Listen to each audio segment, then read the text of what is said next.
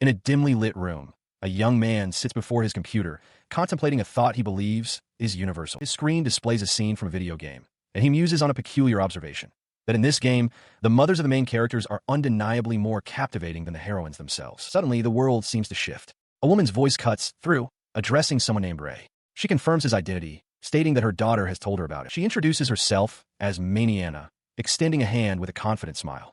"It is," she says, "a pleasure to finally meet him." A rapid sequence of moments flashes by. Maniana, graceful and deadly in a sword duel, lets out a soft laugh, complimenting her opponent on their impressive skill. Another image follows.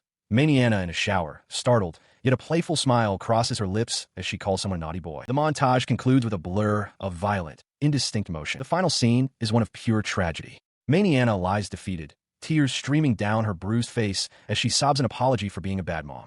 Nearby, a fist slams down beside a keyboard. Back in his room, Ray's face is a mask of horror and disgust. He can only whisper how awful the entire ordeal was. His phone suddenly beeps, displaying a notification, a text from the game's management team. Clutching his head, he screams in anguish, unable to comprehend why such a beloved character had to die. He stared at the message on his phone, a surge of hope rising within him. He wondered aloud if the game developers had finally accepted his request and created a story route where the mothers could be saved. His hope was instantly shattered. With a cry of frustration, he slammed his head onto his desk. It wasn't a new story route. It was just another event for the main heroines, who already had their happy endings. This was the world of an average corporate drone, whose primary hobby was playing these sorts of browser games. Tears of genuine sorrow streamed down his face as he pleaded with the indifferent developers. He begged them to give him a break, questioning how long they would continue to ignore the mothers. He was, after all, a great admirer of the heroines' mothers. The game in question was Magia Fantasia, also known as Mama Fan. It was a typical fantasy story set in an academy,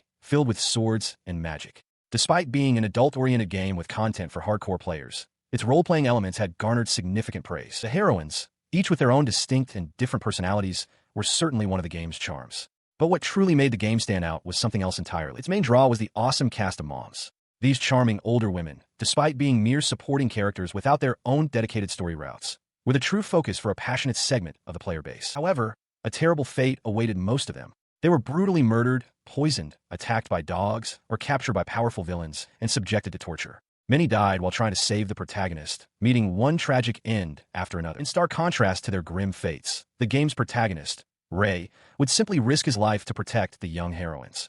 After a mother's lackluster death, he would vow not to let anyone hurt his partners, declaring that they had no choice but to move forward. Back at his desk, Ray seethed with anger. He couldn't understand why the protagonist wasn't a deacon for the moms. He knew a huge number of players, himself included, had sent requests for a mom route to the developers, but they had all been ignored.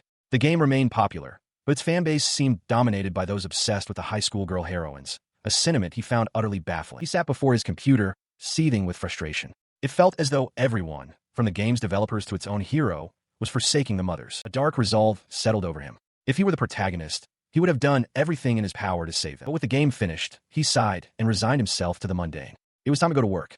As he descended an outdoor staircase, his foot slipped, and his step sent him tumbling. He let out a cry, but instead of hard ground, he landed with a soft thud on a plush bed, finding himself in a grand hall, utterly bewildered. He sat up, his head spinning. He wondered where he was, questioning if he had truly fallen down the stairs. The opulent, Western-style mansion felt strangely familiar, a place he felt he had seen before. His eyes scanned the room and fixed on a portrait hanging on the wall. A flicker of recognition sparked within him, quickly followed by a dawning sense of dread. The truth began to crash down on him. He scrambled back, his mind reeling. It couldn't be possible. He was inside the game. As this impossible reality set in, the door swung open. A woman rushed in, her expression laced with concern. She explained that she had heard his loud screams and asked if he was all right, calling him by the name Demonia. He stared at her, a jolt of pure shock coursing through him. He knew who she was. The woman before him was Rosa, one of the game's tragic mothers. He remembered her story, how she would choose to stand by her son, Demonio, her single most precious son, even if the entire world became her enemy. She stood before him in an ornate room, confirming his deepest suspicion. He was truly inside the world of the game, and this woman was one of its characters. This realization didn't bring fear, but a surge of excitement. He clenched his fist, thrilled at the thought of being transported into Mama Fan, the very game he had been playing. His excitement faltered as a crucial detail surfaced in his memory. He turned toward an ornate mirror, recalling that Rosa had just called him Demonio. The woman watched him, a puzzled expression on her face. The reflection confirmed his dawning horror. The face staring back was not his own. A cold dread washed over him as he realized this was the last person he ever wanted to be. This was very, very bad. Memories of the character he now inhabited flooded his mind. Demonio Tridal, an arrogant and callous aristocrat. Though his magic skills were first-rate, he was a typical villainous brat who picked a fight with the protagonist only to be swiftly defeated. His path of arrogance always led to the same conclusion. After his defeat, Demonio would succumb to forbidden magic, lose control, and meet a grisly death. It was an unavoidable fate. The weight of this knowledge sent a fresh wave of panic through him. He had finally come to the world of manhwa, only to be damned with a bad end. His panic was interrupted by a gentle voice. Rosa approached, her expression filled with concern. She asked if he was all right, noting that he looked very pale.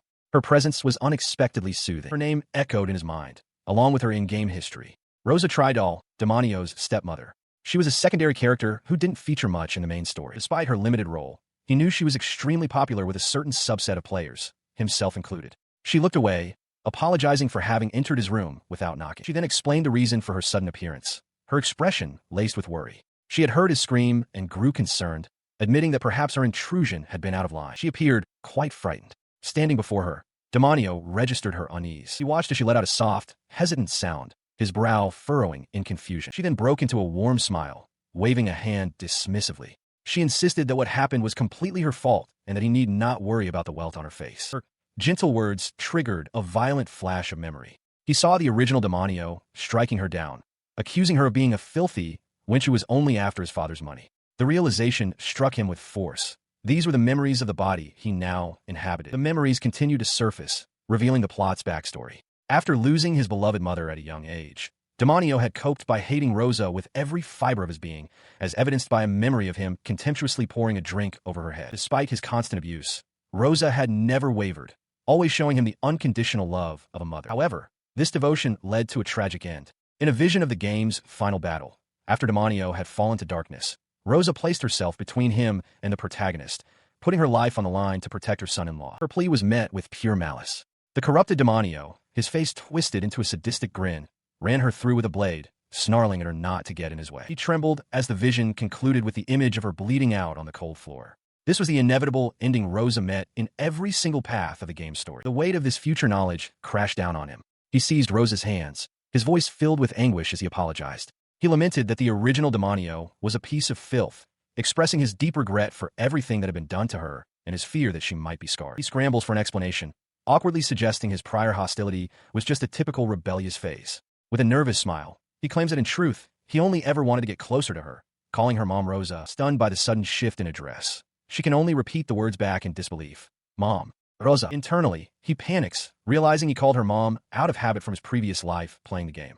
He curses his mistake and blurts out an apology, worried that he has made her uncomfortable, but Rosa simply looks down, lost in thought. To his utter shock, her face lights up, and she rushes towards him, joyfully exclaiming how happy she is. She throws her arms around him in a tight embrace, tears of joy streaming down her face. She tells him he has finally acknowledged her as his mother, while he can only stammer her name in surprise. He remains stiff and bewildered as she holds him close, a look of pure bliss on her face. As she pulls back slightly, his mind races, overwhelmed by the sudden physical contact. Composing herself, Rosa smiles warmly and asks him to call her mom often from now on.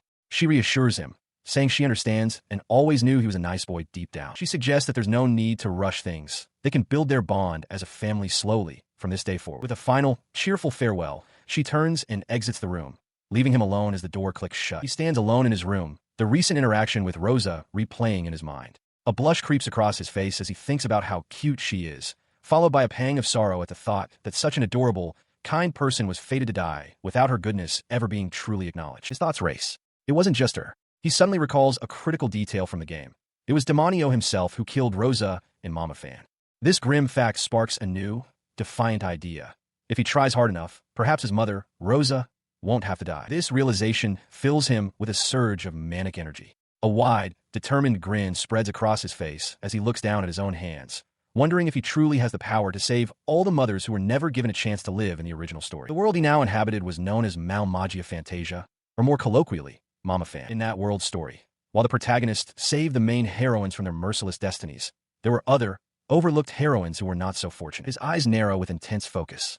He understands that in order to save the mothers, he needs one thing above all else: power. He knows he needs the kind of power that can defeat any foe, overcome any adversity, and ultimately change the very trajectory of the story itself. Fortunately, while the original Demonio was an undeniable jerk, his talent was genuine. And as a high-ranking noble, he has both money and influence at his disposal. He throws himself into his studies, poring over books by candlelight. He reasons that if he trains as if his life depends on it and actively avoids the path of the villain, he can achieve his goal. Out in a clearing, he begins his physical and magical training, dark energy already beginning to swirl around him. With a confident smirk, he makes a decision. He will let the game's protagonist handle saving the heroines. His own mission is different. He unleashes a torrent of dark power, certain that by following this path, he will obtain the incredible strength he needs. He reaches forward, dark energy coiling around his outstretched hand. With a look of fierce, almost manic determination, he makes a bold declaration, a vow that sets him apart from the game's original hero. He proclaims that he, on the other hand, will save all the mothers of this world. Behind him, spectral images of Maniana and other matriarchs appear, solidifying his newfound purpose. The Tridal peacekeeping unit faces a monstrous wild bear, its maw dripping as it lets out a deafening roar. The soldiers realize with dread that the beast is far larger than their reports indicated, questioning if they even stand a chance. Stepping before them, Lord Demonio raises a hand, calmly ordering them to stand back. He wastes no time. With a swift gesture, Demonio unleashes an intermediate spell, Black Dance. A whip of pure dark energy erupts from his hand, striking the bear with immense force and sending it hurtling backward through the air. The soldiers stare in disbelief, amazed that he took the beast out in a single strike. They marvel that their master would personally come to handle such a creature. Demonio, however, has his own motivation. He needs to finish the job quickly so he can go praise Rosa. He reflects that 3 months have passed since his reincarnation into the body of the villainous noble. His actions have not gone unnoticed back at the estate. From the Grand Mansion, whispers circulate among the staff that Lord Demonio has been treating the servants differently as of late, no longer like mere cattle. The gossip continues as 2 maids push a cart. One recalls how he even helped her a while ago, while the other notes that he seems to be training hard, having gone out of his way to subdue a beast. Nearby, a male servant overhears and blushes, admitting to himself that this change feels nice. Inside his stately office, Demonio sits behind his desk, hands steepled in thought. Rosa stands behind him, a faint smile on her lips as she observes him, thinking to herself that he has become a respectable man. The reason for his new focus is clear. With the current head of the house, Glenn, regularly away from the mansion, his son Demonio has taken on the duties of acting head. He is seen here, concluding a business meeting, confirming that they have a deal. As the meeting ends, he turns to Rosa, handing her a folded document. He instructs her to put it in the safe. She accepts the document with a simple yes. Bowing slightly, she informs him that she will excuse herself to carry out the task. The important document is then carefully placed within the heavy steel confines of the safe. Within the Tridal mansion, a business meeting is underway, the tension masked by opulent surroundings. One of the family's associates, a portly man with a smug grin, addresses Demonio directly, a dismissive tone in his voice. That will not do, Lord Demonio. He then turns his attention to Rosa, who is reviewing a document with a worried expression.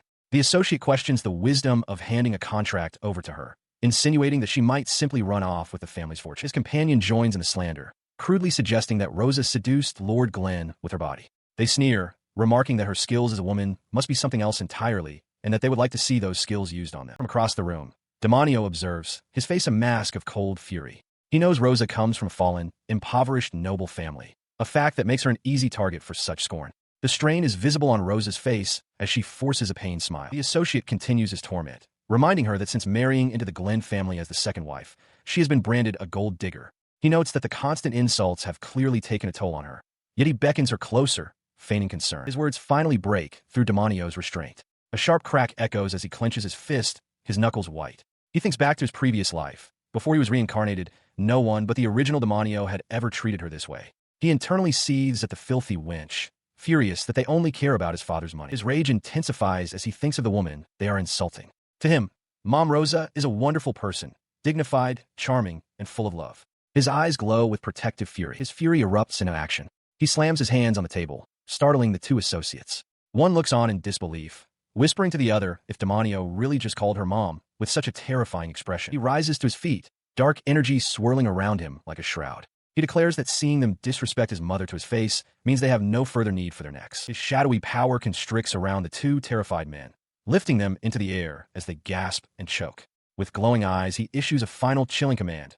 Now, get out of my sight. As the commotion echoes through the grand hall, 2 onlookers flee in terror. One shouts in confusion, questioning what just happened, as he believed Lord Demonio was supposed to loathe his stepmother. Back in the study, Rosa gently chides Demonio for his outburst. She reminds him that as the next head of the house, he should not allow himself to become so emotional. He immediately shrinks back, looking small and contrite as he apologizes. He explains that he simply got angry when he saw them disrespecting her. Rosa's hand reaches out towards him. She pulls him into a warm embrace, her expression soft and understanding. With a gentle smile, she calls him a bad boy and asks what he hopes to achieve by making his mother so happy. He buries his face in her chest, a blush spreading across his cheeks. He realizes with a jolt that he is on very good terms with his stepmother and internally confesses his wish to flirt with her for the rest of his life. His thoughts drift to the original purpose of the game. He recalls his duty to save all the mothers of that world, a mission that requires him to gain more and more power. He remembers the grim fate that awaits his character. At the end of a certain quest, Demonio is set on a one-way path to ruin and desolation, a future represented by crumbling, ancient ruins under a lonely moon. But there's a way to change that destiny. He recalls a subquest, one that doesn't affect the main story but rewards the player with a very rare weapon, the Glenn family treasure. With his face still buried in her chest, he resolves to do everything in his power to get his hands on it, all in order to save his mom. Demonio tried all sprints through the corridors of a hidden dungeon, his mind set on acquiring a rare weapon. He navigates from memory, recalling the precise sequence of actions needed. A right turn, then a left, followed by the destruction of a specific statue. He continues onward, deliberately ignoring a room filled with gargoyle statues, knowing they are a distraction from his true path. Pausing for a moment, he leans against the stone wall, reaffirming his strategy. This dungeon appears near the end of the game, but he has the entire route memorized. His plan is to pick only the correct paths, avoiding all monster encounters to reach the deepest level efficiently. His thoughts drift back to his previous life as Ray, hunched over a computer screen, frustrated. He knew the game by heart, a maddening obsession. He recalls messing up and realizes that relying on a save point now would be the same as admitting he had lost the game back then. Returning to the present, Demonio stands before a massive, final gate, his progress thus far having gone exactly as planned. He enters a vast, pillared hall. Suspended high in the air by thick chains is his prize, a formidable dark blade. This is the demon's sword, Despena, a weapon capable of exponentially strengthening its wielder's dark magic. He recalls, however, that despite being a rare weapon in the game, it was practically unusable for him then. He had possessed an all-rounder weapon that boosted all his magical attributes. With a surge of power, he reaches out and grasps the hilt, shattering the chains. He knows this sword will be a perfect fit for him now. As the last link breaks, a swirling vortex of darkness begins to form, revealing the final task. The darkness coalesces into a massive, grinning creature, the guardian of the treasure. To claim his prize, he must defeat this guy. The monstrous entity loomed before Demonio, its wide grin a silent threat. Despite the creature's intimidating presence, Demonio stood his ground, sword in hand. He calmed himself with the knowledge that this was the fierce guardian of Despena, and he already knew all of its attack patterns. His confidence was immediately tested as the guardian lashed out with a massive tentacle. The appendage slammed into the stone floor with incredible force, shattering the ground where he had been standing just a moment before. He narrowly avoided the blow, a swirling shadow barrier absorbing the impact. A smirk crossed his face as he acknowledged the close call. Had his barrier been even a second slower, he would have been annihilated. The near-death experience served as a stark reminder that game knowledge alone wouldn't guarantee an easy victory. A further complication arose as he realized he couldn't see the creature's health bar. Despite the disadvantages, he hardened his resolve, recalling the vow he had made to himself. His vow was to protect the mamas he had grown to love in this new world. He analyzed his opponent, recognizing the difficult matchup. The guardian skin was incredibly tough, highly resistant to both physical and magical attacks. Worse, with the creature clinging to the ceiling, his own attacks could barely reach it. He was forced onto the defensive, skillfully dodging a barrage of sharp projectiles. His strong aptitude for black magic, particularly spells that controlled shadows, was on full display, lending him a distinctly villainous air. This villainous power was a familiar tool. In the game, Demonio had been a genius, but also a vicious and arrogant man. His greatest weapon had been his flawless proficiency in magic power manipulation, an exceptional skill he now resolved to put to good use. He watched the guardian, waiting for the perfect moment. He knew his opportunity would come just after the creature finished its next tentacle attack. The moment arrived as the guardian opened its maw to launch a poison breath attack. Recognizing this as his only chance, Demonio prepared to unleash all of his magic, focusing his aim with absolute precision. He unleashed his full power, roaring the name of the spell, Black Lance. A concentrated spear of dark energy shot forth, striking the guardian directly in its eye through its open mouth, causing the beast to cry out in agony. Its sole weakness, the eye hidden deep within its maw, was struck true. Demonio had used his spells and mana manipulation to compress his energy into a long, narrow strip, piercing the guardian's vital point. As the creature dissolved, Demonio found himself holding an ornate, demonic sword. He reflected that its power output had increased significantly, crediting the weapon, Despena, for taking the guardian out in a single strike. He celebrated his success, overjoyed that he had not only acquired a powerful weapon, but had also cleared the dungeon. With renewed determination, he declared that this was another step toward saving his beloved mother. His triumphant moment was interrupted by the sound of a woman's laughter. A figure materialized before him, stating her curiosity had been piqued as her seal had been broken for the first time in ages. With an amused smirk, she noted that her new master was a mama's boy. He stared, utterly bewildered by her sudden appearance and words. The question echoed in his mind. Who was she? After clearing the dungeon, Demonio tried all examines his reward, a menacing, ornate sword named Death Pena. He is pleased to have acquired it without serious injury, but reflects that he certainly didn't expect the nuisance that came along with it. He decides to wash up before doing anything else, noting with interest that while this world has a Middle Ages feel, it still has modern conveniences like showers.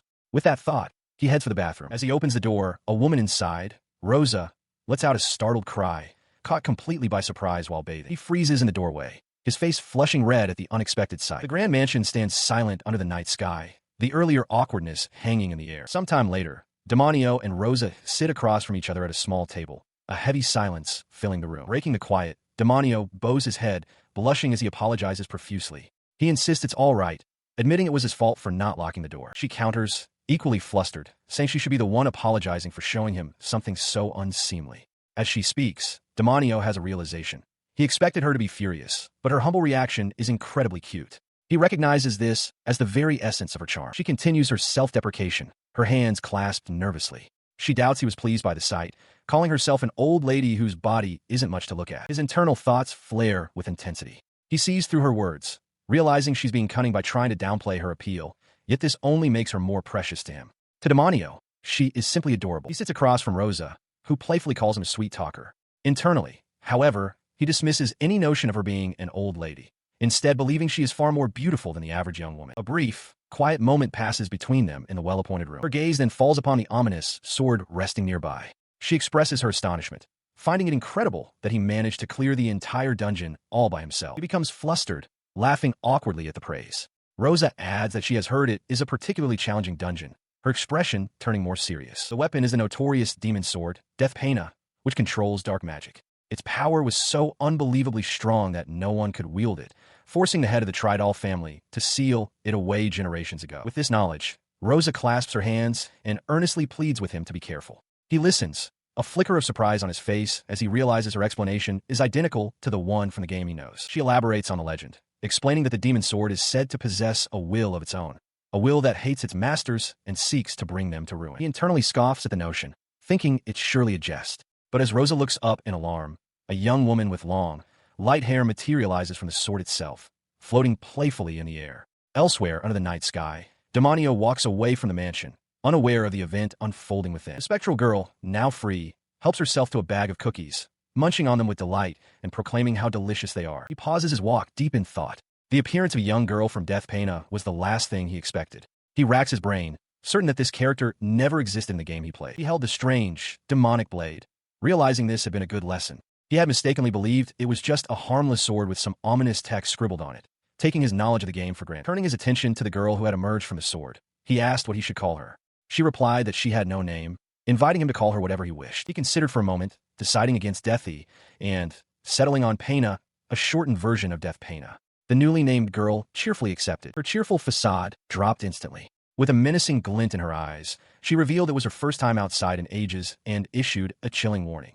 If he bored her, she would curse him to death. She then challenged him to do his best to entertain her, calling him her mama's boy master. He immediately protested, insisting he was not a mama's boy. Pena, however, was unconvinced, declaring that he definitely had a mother complex and was, in fact, crazy about moms. His demeanor shifted from flustered to fiercely proud. He declared that his love for mothers was nothing pathetic. It was his redeeming quality, and he was proud of it. His intensity seemed to surprise Pena, who realized he was completely serious. Floating beside him in a diminutive form, Pena asked what her master had been occupied with. He looked down at the papers in his hands, his expression resolute, and stated it was time for him to start acting behind the scenes. His plan centered around the Magic Academy. In this world, it was common knowledge that one became a noble at 16 and began their studies there.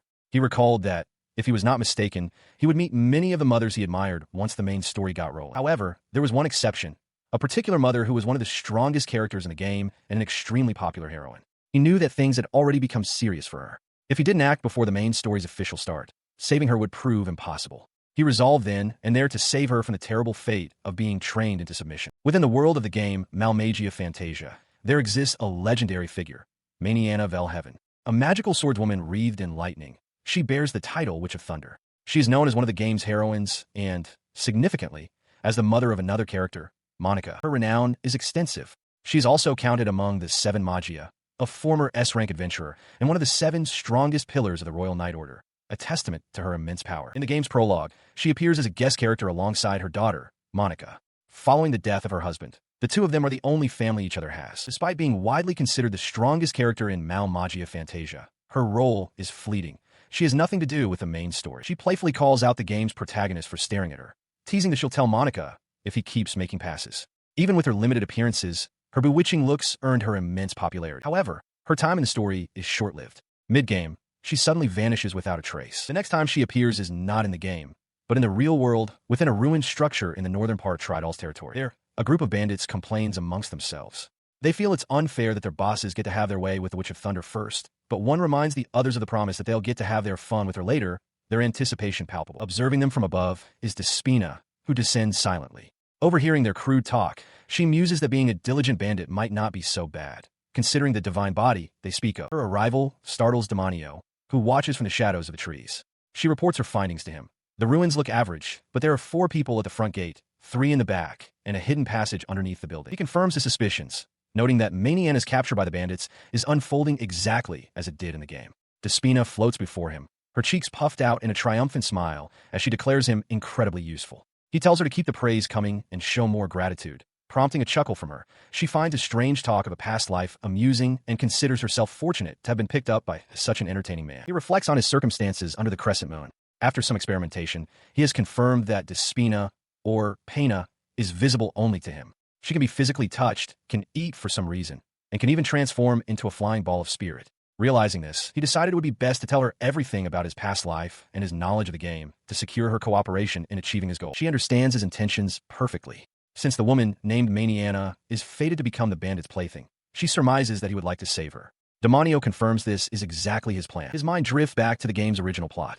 What awaited the protagonist in the enemy hideout was a grim reality. After her initial appearance, Maniana showed radio silence throughout the entire middle portion of the game, only to reappear at the very end. In that story, Maniana had fallen under the bandit's control. To the protagonist's horror, she had been completely tamed and broken into submission, with the magical pattern of her enemy engraved upon her body. Since she was completely loyal to them, the protagonist had no choice but to defeat her. When Maniana came to her senses after the battle, she was filled with remorse. Apologizing for being a terrible mother, she took her last breath as a price for an incantation. After Monica lost her dear mother, the protagonist, Ray, hugged her. They then moved on to the next stage to protect the world. Remembering this outcome, Demonio's voice cuts through the memory, shouting, "Give me a break." The scene shifts to his past life. As a young man, he clutched his head in front of his computer monitor, aghast. He couldn't believe they gave Mama Mania such an awful ending and desperately wondered if there was a route where she could be saved. His face flushed as he clenched his fist. While he found it absolutely unforgivable that she was defiled so early in the game, he had to admit to himself that it was also a bit of a turn-on. Despite his feelings, all of his wishes came to naught. He had frantically begged the game's developers to add a route where she could be saved, but his pleas went unanswered. Returning to the present, Demonio's expression hardens with resolve. He adjusts his glasses, declaring that now is their perfect chance to change things, since the main story has yet to begin. With determination in his eyes, he announces, "We're going to attack." He races forward under the cover of night, a simple mask now covering his face. Despina, floating beside him, questions the purpose of the lame mask, and he explains curtly that it's to hide his identity. She notes his admirable sense of justice, acting without asking for anything in return. He ignores the comment, his mind set on a single goal. He will save her swiftly, without a word, and then leave. To him, this is the best possible outcome. As they approach the bandits' hideout, he confirms the presence of 4 lookouts, just as Despina had reported. She teases him, finding his single-minded devotion to Mama Maniana unsettling. But his focus remains unbroken, his only thought being that as long as Maniana is happy, nothing else matters. Without hesitation, he unleashes his magic. A wave of dark energy erupts from him as he casts Black Slave, instantly binding the 4 lookouts. They freeze in place, unable to move a muscle, their surprise turning to helpless terror. Observing the fallen bandit, Despina analyzes his technique. She recognizes it as fundamental magic, yet its power is on a completely different level. She marvels at the impeccable flow of magic he uses for physical reinforcement, finding it a frightening display for someone still in his early teens. She offers a compliment. "Not bad, master." Dismissing the defeated men as mere lackeys, she tells him it's time to proceed to their underground facility. Demonio stands silently, his gaze fixed on the path ahead. Deep within that very facility, a muscular man with a fur-lined garment and a scar across his eye smirks. He stands before a row of cells, his attention on one in particular. "You cut a gorgeous figure.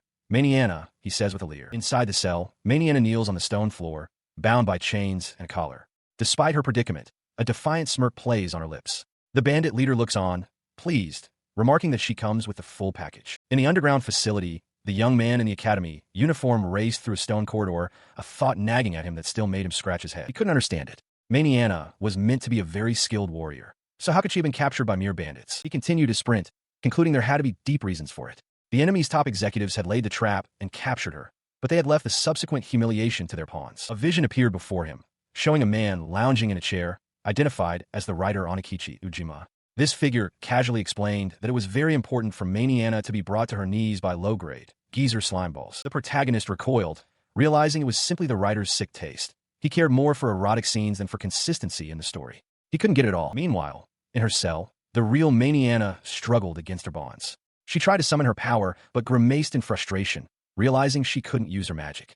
The bandit leader loomed over her, sneering that she cut a gorgeous figure. He explained that her efforts were futile. The choker around her neck was a special incantation. Once placed, it not only rendered her magic useless, but also prevented her from strengthening her body. He grabbed her chin, adding that this meant she was now nothing more than a mature woman with a large chest. She could only grunt in defiance. He leaned closer, taunting her by guessing that the only thing on her mind was a desperate desire for a man. Maniana flushed, telling him to shut up, but her body's involuntary reaction revealed that the aphrodisiac was working well. He turned to his braided subordinate with a grin, remarking that he was having a blast. He mused that while she might be a mother, he never thought he'd get his way with such a fine woman, and that he had been given permission to do as he pleased as long as she was kept in one piece. He dismisses his subordinate's impatience, declaring that he will be the first to have her. Powerless, Maniana's thoughts turn to her daughter as despair sets in. She whispers an apology, believing her end has come. Her mind drifts to the past, to her deepest desires. She had always wanted to be a strong and proper mother, one who could protect her daughter from all harm and be a source of pride for her late husband. She recalls the difficult path she walked. As a commoner joining the Royal Knights, an order rife with outdated beliefs, she was met with severe discrimination, constantly denigrated and insulted. Despite it all, she pulled through every obstacle with her own skill. For her daughter's sake, she stood her ground against all humiliation, overcoming her loneliness and sadness without relying on anyone. The memory of her hard-won strength makes her current situation unbearable. After everything she had done, she was now to be violated by these lowlives. As the bandit's hand touches her skin, she whispers a final message to her daughter, apologizing for being a terrible mother and declaring her love. But before he can proceed, a flash of steel severs his hand at the wrist. The bandit leader cries out in agony as blood erupts from the wound. He looks up to see a dark-clad figure standing over them, sword drawn. Maniana stares in stunned disbelief. The remaining bandit, enraged and confused, demands to know who the intruder is. The newcomer doesn't waste time with words. He moves in a blur, deflecting the subordinate's attack before striking the injured leader, who curses in pain. The bandit leader, however, is not finished. He turns and flees down the corridor. A small, winged creature appears, alerting the protagonist that the man is escaping with something important, prompting an immediate chase. The bandit leader flees through the stone passage, clutching a dark, spherical object. In the background, the captive Maniana watches in confusion, wondering what is happening. His desperate escape is cut short by a shadowy blur. A blade slices clean through his ankle, sending him tumbling to the ground with a cry of pain. As he writhes on the floor, a figure in a dark, high-collared coat looms over him, holding a jagged blade. The bandit leader frantically insists he's done nothing wrong, claiming he was merely following orders from his superiors and demands to know who his attacker is. He suddenly has an idea, holding up the orb. He explains that with this cursed tool, the woman will be unable to use her power, offering it as a desperate bribe. Prostrating himself on the stone floor, he pushes the orb forward.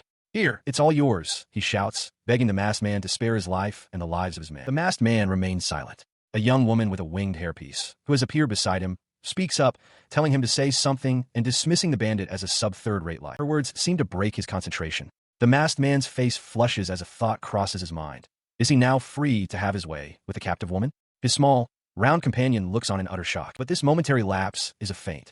With a sharp cry, the swordsman swings his blade in a vicious arc, decapitating the bandit and sending the cursed tool flying. He calmly catches the orb. His expression is now cold as he mutters, "You scumbag," before asking what the man took women for. Nearby, his round companion asks the winged girl if the swordsman seemed torn about the offer. She confirms that he did not at all. In a stone cell, with broken shackles lying on the floor, Maniana sits in a state of undress, looking flustered. A masked swordsman appears, draping his dark coat over her shoulders to cover her. She looks up at her rescuer, her face flushed and beaded with sweat, and manages to stammer a quiet thank you. He asks with concern if her captors had harmed her in any way. Maniana reassures him that she is fine and that they didn't get to do anything, breathing a sigh of relief over the close call. Nearby, his small, round companion is starstruck, recognizing her as Mama Mania. She gazes up at him, still blushing, and asks if she might know his name. He dismisses the question, stating his name is not worth mentioning.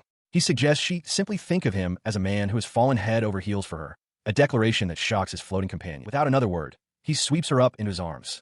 Maniana lets out a startled cry, completely flustered by his actions and words. He tells her to hold on tight as he sprints down a long stone corridor lined with prison cells, carrying her to safety. As he carries her, a profound thought strikes Maniana. She looks at her rescuer's determined face and wonders when the last time was that someone had gone to such lengths to protect her. He brings her to a simple tent pitched in a forest clearing. Setting her down gently, he tells her it is his tent and that she should rest. Maniana apologizes, admitting that her body feels strangely hot. He watches over the resting Maniana, believing she is now safe and that his mission is complete. He resolves to find the right moment to leave once she is asleep, but clutches his chest, acknowledging the immense pain this decision causes his heart. As if sensing his turmoil, Maniana cries out in her sleep. His resolve to leave faltered. Inside the tent, Maniana's eyes fluttered open, a deep blush spreading across her cheeks as she let out a soft, breathy sigh. He found himself above her, struggling against an overwhelming force. He realized with dread that the situation was dire. Her devastating pheromones were causing him to lose all control. His body trembled with the effort, a flush rising to his face as he tried to stammer out a denial, insisting that this was all a misunderstanding. Outside the tent, the round companion floated in the moonlit forest, its eyes wide with shock at the commotion within. It gasped, calling him a beast and marveling that the display was even more impressive than its late husband's. The sounds from the tent continued unabated, and the companion grew impatient. It wailed that it was nowhere near satisfied, wondering aloud how many years it had been overdue and when they would finally finish. As the night wore on, the companion's complaints shifted to a dazed confusion.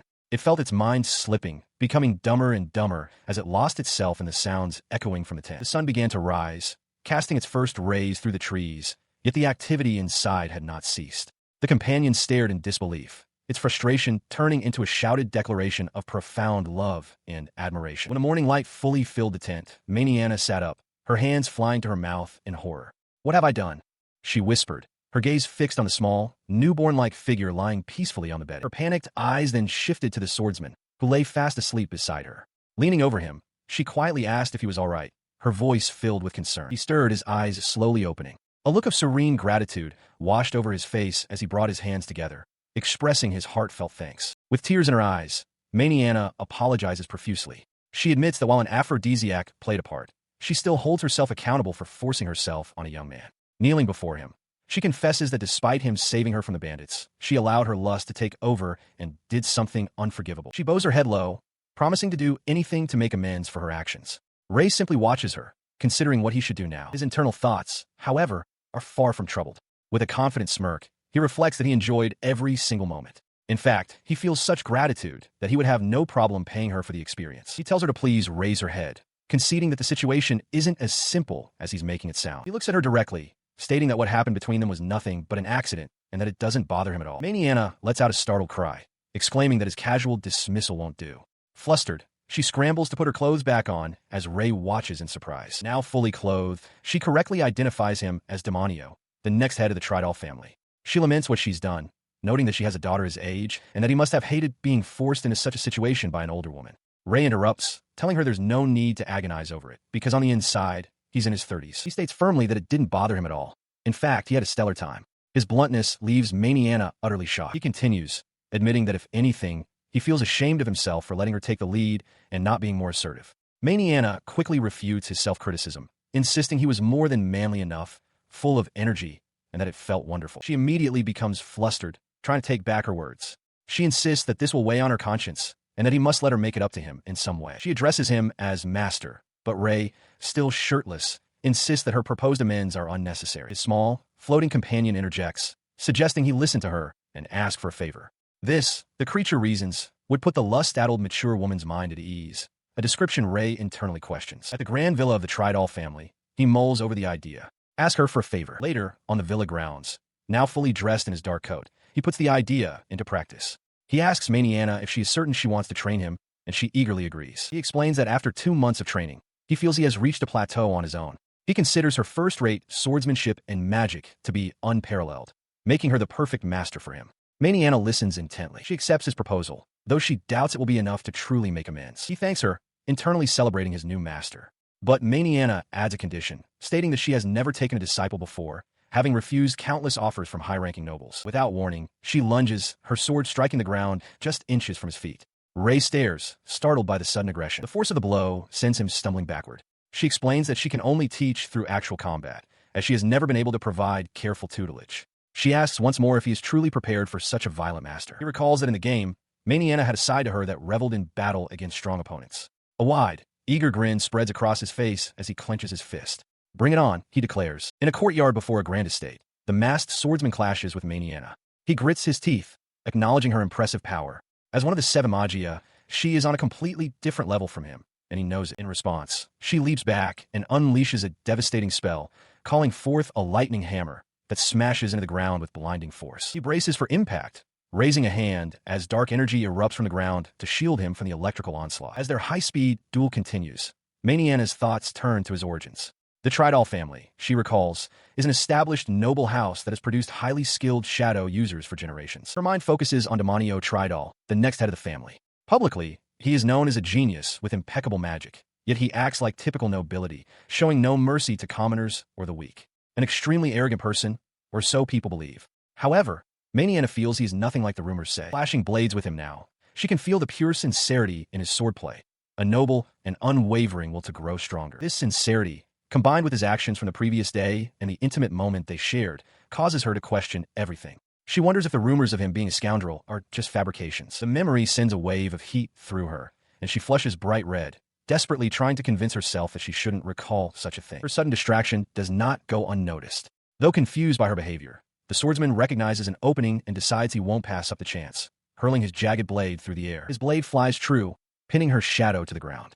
Maniana recognizes the technique instantly, shadow bind. She smirks, noting that while it's a useful skill for slowing an opponent, it is utterly ineffective against a high-level person like herself. Her confidence suddenly shattered. A jolt ran through her as she realized something was terribly wrong, her eyes widening in disbelief. She tried to step forward, but found herself completely immobilized. Panic began to set in as she discovered her right leg felt as if it were fused to the very ground beneath her. The masked swordsman watched her struggle, the true nature of his technique becoming clear. A standard binding spell would have scattered its power across her entire body, a weak effect she could have easily broken. He, however, had focused the spell's entire binding effect onto that single point, increasing its power exponentially. The realization struck Maniana. He had condensed the magic with incredible precision. This young man's control was astounding. He was in a class of his own. She thought his control over magical power on another level entirely.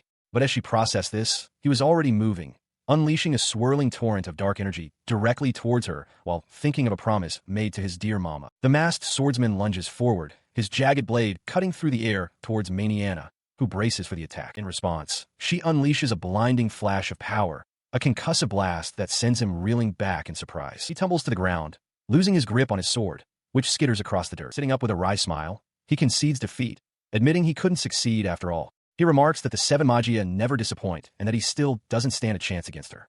Maniana looks on, taken aback by his cheerful admission. She reflects on the fact that she was utterly bested by a 15-year-old boy. His talent, she thinks, is fearsome, yet he remains diligent, always striving to improve. She finds herself wondering just how powerful he will become when his abilities fully develop. As his small companion notes his struggle, the swordsman admits his heart was pounding so hard he couldn't focus.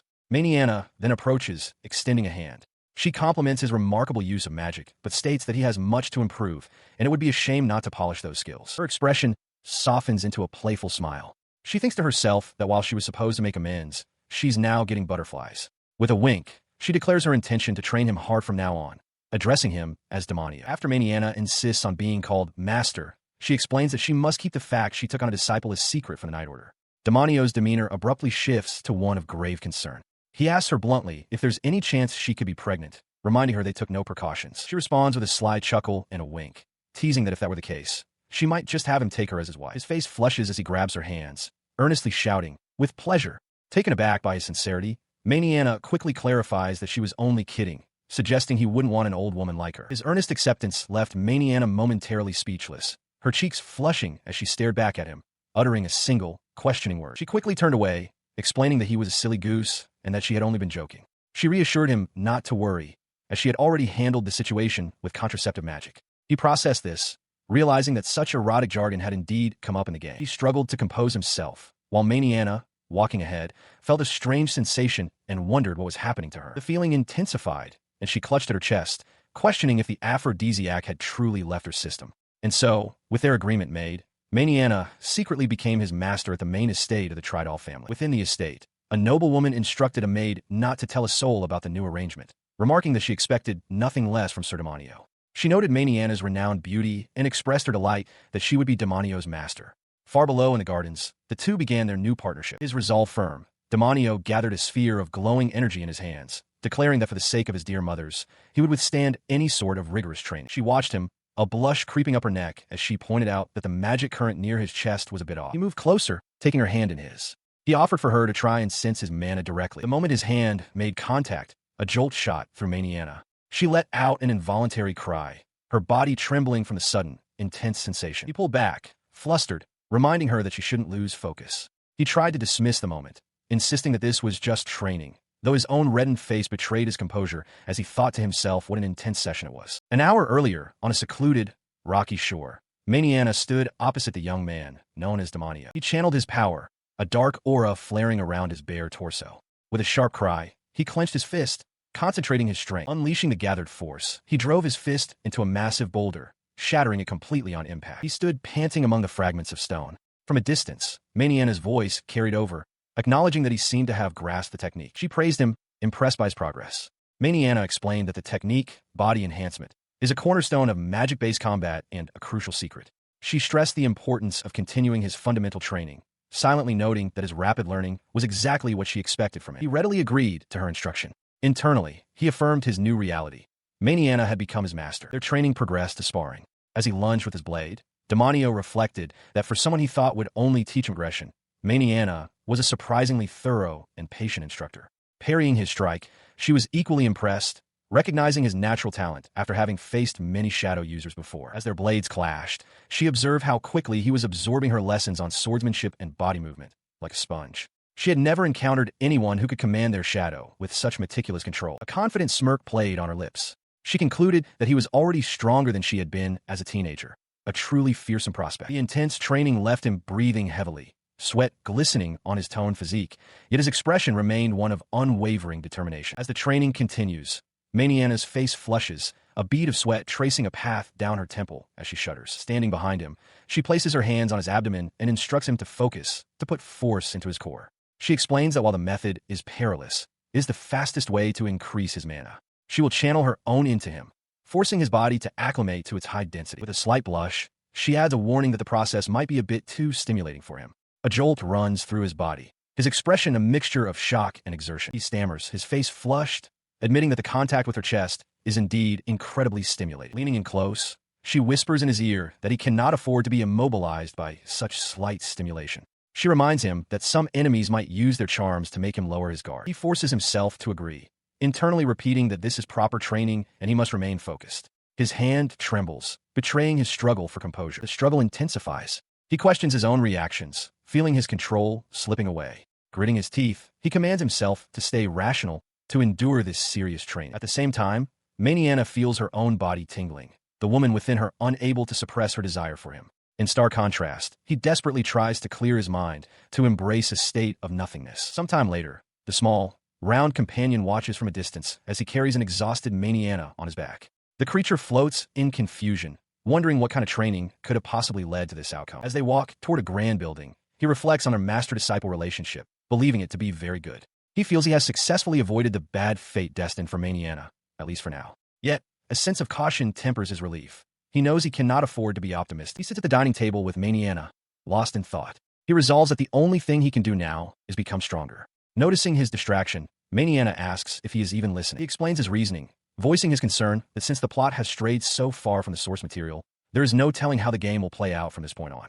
Manhwa looks up, surprised by his sudden seriousness. His intensity quickly turns to embarrassment as he apologizes, accidentally addressing her as Mama Manhwa.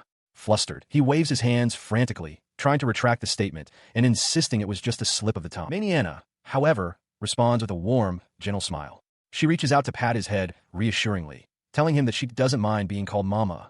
In fact, she adds, she would love to have a brilliant and cute son like him. This tender exchange does not go unnoticed. From a nearby doorway, Rosa Tridal peeks into the room, her eyes wide with shock as she witnesses Demonio and Maniana laughing together. Her shock quickly morphs into a possessive jealousy.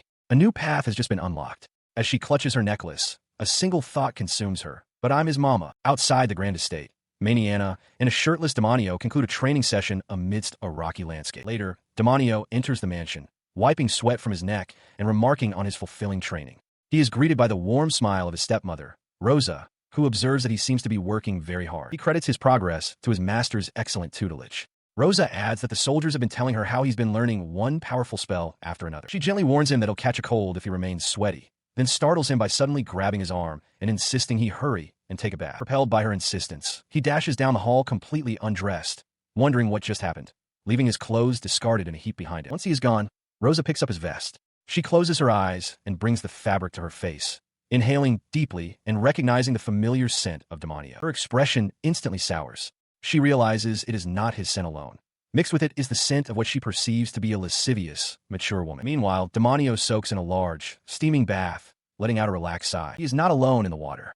Maniana, in her small, fairy-like form, asks him to rub her back. He looks at her tiny body and questions the request, asking where her back even is. His question is interrupted by the sound of the bathroom door creaking open. A pair of bare female legs steps inside as Demonio turns his head toward the sound, a look of surprise on his face. He stared in disbelief as the intruder revealed herself to be none other than his stepmother, Rosa. Wrapped in a towel, she smiled warmly and offered to wash his back for him, much to his shock. Before he could protest, she joined him in the water, insisting that as his mother, it was her role. She even declared herself his true mother, leaving him utterly overwhelmed by the situation. And so, he eventually surrendered to the moment, finding the warm water and care surprisingly pleasant. His life became a whirlwind of intense nurturing and rigorous training. His devoted stepmother, Rosa, prepared lavish meals to strengthen his body, while his great and mighty master, Maniana, constantly pushed his spirit, questioning his resolve. Their methods were unconventional. Rosa insisted that a son is supposed to sleep with his mother, while Maniana framed it as a necessary trial to build his resistance against seduction.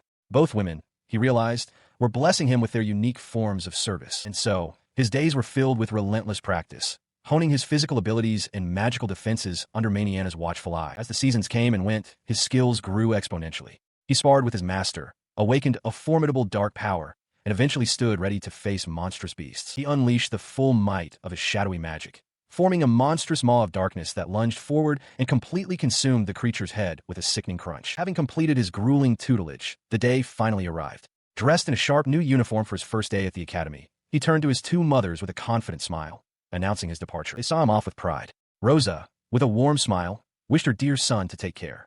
Maniana, ever the master, reminded her best disciple not to go overboard at the academy. He stood ready to depart, clad in the dark, formal uniform of the academy. His two mothers, Rosa and Maniana, watched him go, with Maniana beaming, her eyes sparkling with pride. Despite his composed exterior, he was flustered by their heartfelt send-off, clutching his head as he admitted to himself that he would miss them dearly. Moments later, seated inside the carriage, his small companion floated beside him and asked if it was finally time. He confirmed quietly as the carriage lurched forward, its wheels beginning to turn. As the journey began, his demeanor shifted. He reflected on the fact that his enrollment in the academy marked the beginning of the Mama Fan main story, a plot he knew would lead to his beloved mothers being treated horribly. A dark, determined grin spread across his face. He made a silent vow. He would turn everything on its head. In the heart of the training capital stands the Noblessum Magic Academy, a prestigious institution considered one of the finest in the country. Within its halls, a new class of students is welcomed. An announcer congratulates them on their enrollment, reminding them that this elite school, attended by royalty and nobles, has produced many esteemed members of the Knights Order and the Ministry of Magic. An instructor then addresses the assembled students, explaining that they will all take entrance exams to determine their class placements. He offers a word of caution. This year's exams have spiked considerably in difficulty, and they must do their utmost. The exams begin with a magic appraisal. When Demonio, Tridal, takes his turn, the appraisal crystal shatters under the sheer force of his power. Following this, he sits for the written test, focused and composed. During the practicals, a rival student, declaring himself the eldest son of the noble Carmes family, unleashes an intermediate fire spell, Blaze Arrow, vowing not to lose. Demonio, however, effortlessly parries the attack during the swordsmanship portion of the exam. He counters with overwhelming force, casting an advanced black magic spell, Black Fawn. The other students watch in disbelief, recognizing it as the sort of magic employed by the Knights Order. Watching from the sidelines, a bead of sweat rolls down Monica's face. She murmurs to herself about his incredible strength, admitting that while she had heard he was a genius, She never could have imagined he was this powerful. His performance solidifies his reputation. Standing before the results, Demonio sees his name at the top. First place, Demonio Tridal. His grades are top-notch, befitting an elite from a distinguished noble family. His small companion floats beside him, questioning why he came to this deserted place. A memory surfaces, a younger version of himself, bursting with joy, running to announce his success. He shouts for Mama Rosa and Mama Maniana, proudly declaring that he got first place in his first exams. In the present, the two women receive the news. Maniana sips her tea, stating calmly that it's what she'd expect from her disciple. Rosa, however, clasps her hands together, beaming with pride as she congratulates him, exclaiming, "That's my son for you." She and Rosa beamed with pride, their faces pressed against the window, radiating an almost blinding aura of maternal joy. Their display left Demonio flustered, his face flushed as his small companion looked on. He recalled their parting words. Maniana, sipping her tea, had mused about the academy, suggesting she might try attending next time, as she wanted to keep an eye on her daughter anyway.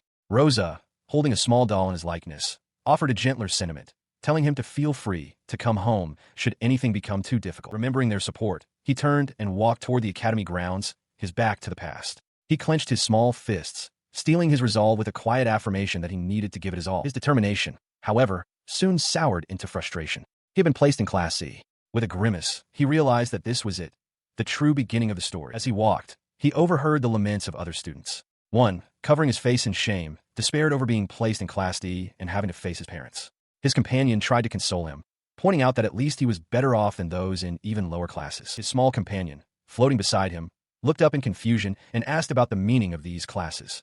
Demonio explained plainly that it was a system of hierarchy. The academy, a sprawling and magnificent structure, operated as a strict meritocracy. Students were sorted into classes from A to E, their placement determined entirely by their academic performance and grades. This system created a stark divide.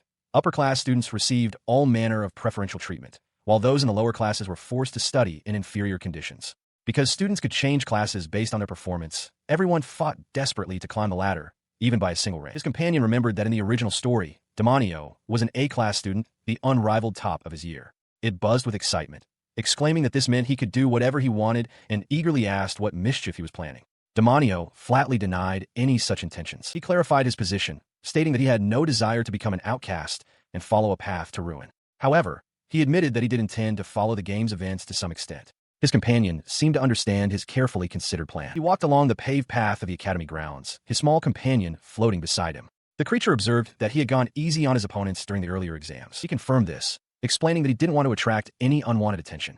Just as in the game he knew, it was better to maintain a low profile and present himself as merely an average elite. His companion teased him, pointing out that even while holding back, he still managed to secure first place.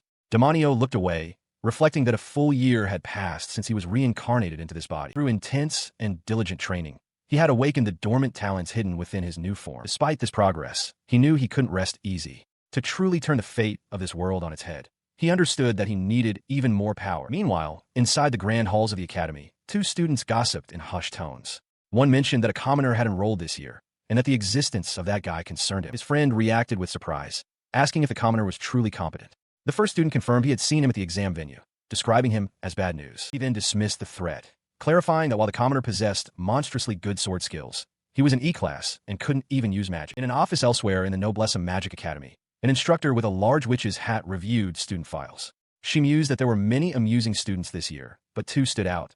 The prodigy of the Tridal family, whose exam results were incredible, but whose full strength remained a mystery, and a commoner who couldn't use magic. The witch-hatted instructor remarked that with a trouble kid and a maverick, the head teacher would have their work cut out for them. In response, Maniana, holding a riding crop, declared she would take it upon herself. With a sharp crack of her crop, she vowed to discipline both of them and drill the academy's code into them until they became obedient. Inside the classroom designated IA, Demonio's presence casts a palpable chill. His fellow students whisper amongst themselves, remarking on his terrifying face and the dark rumors that follow him.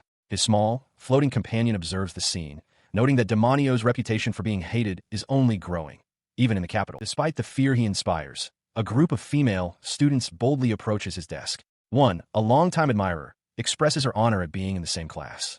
Another quickly suggests they have a private magic lesson together after school, trying to gain an advantage over the others. He remains utterly still and silent. His companion floats beside him, processing the scene. It realizes that for every person who fears Demonio, there's another who is drawn to the power and notoriety he commands. The companion glances over at Demonio, its own expression twisting into shock at the sight of his face. A perfect, unnerving blend. His complete lack of reaction sends a clear message. The companion notes his disinterest in the young women, while the students themselves, flustered, decide it's best to return to their seats. Suddenly, the chatter is cut short by a sharp crack as a teacher's pointer slams down on a desk, a clear command for order. The source of the command is a formidable woman standing at the front of the room. She introduces herself as Gloria, the homeroom teacher for the class this year. The small companion recognizes her instantly, crying out her name internally. Mama Gloria. It recalls her reputation as a stern, elite knight and professor. However, it also realizes something is wrong. In the original story, Gloria was never the protagonist's homeroom teacher. She begins her inaugural address, acknowledging that while the nobility are generally well-bred and talented in magic, talent alone is pointless. With a fierce look, she declares that it is entirely up to them whether they hone their skills or let them die. Her voice booms with passion. As their new teacher, she vows to forbid any arrogance. Under her watch, the weak will become strong, and the strong will be pushed to aim for even greater heights. She bellows at the stunned classroom, demanding to know if her intentions are clear. The students sit in rigid silence, intimidated by her overwhelming presence. Turning away, she reflects on their reaction. She had only unleashed a tiny bit of her magic, yet it was enough to cow them. She concludes that A-class nobility isn't what it used to be, finding them all rather amateurish. Her thoughts are cut short as a sudden, intense gaze from the back of the room catches her attention. Her eyes widen in surprise and alarm. The piercing stare belongs to Demonio Tridal. Another student feels a chill as his eyes seem to scan her body, but Gloria recognizes the look for what it is. As a veteran professor, she can tell it's the gaze of someone looking down on their instructor, provoking her with a silent assertion that he has nothing to learn from her. Outside the Grand Academy building, a silent understanding passes between them. Demonio looks forward to their future encounters, while Gloria internally vows to discipline him thoroughly. Later, while walking through the Academy's halls, his small companion asks if he has seen everything in the Academy during his previous life. He replies that he hasn't, explaining that he only ever visited the locations specified by the game's progression. He spots the cafeteria below and points it out. He admits to his companion that while he knows the named characters from the game, he doesn't recognize most of the students around him. His gaze settles on two girls. He identifies one as Sakura from the Easter Island country, and the other as Tina, an international student from the land of the elves. When his companion asks about their characteristics, he simply notes that their mothers are cute. As a tray of food is suddenly knocked over nearby, he recalls that both girls were conquerable heroines in the game.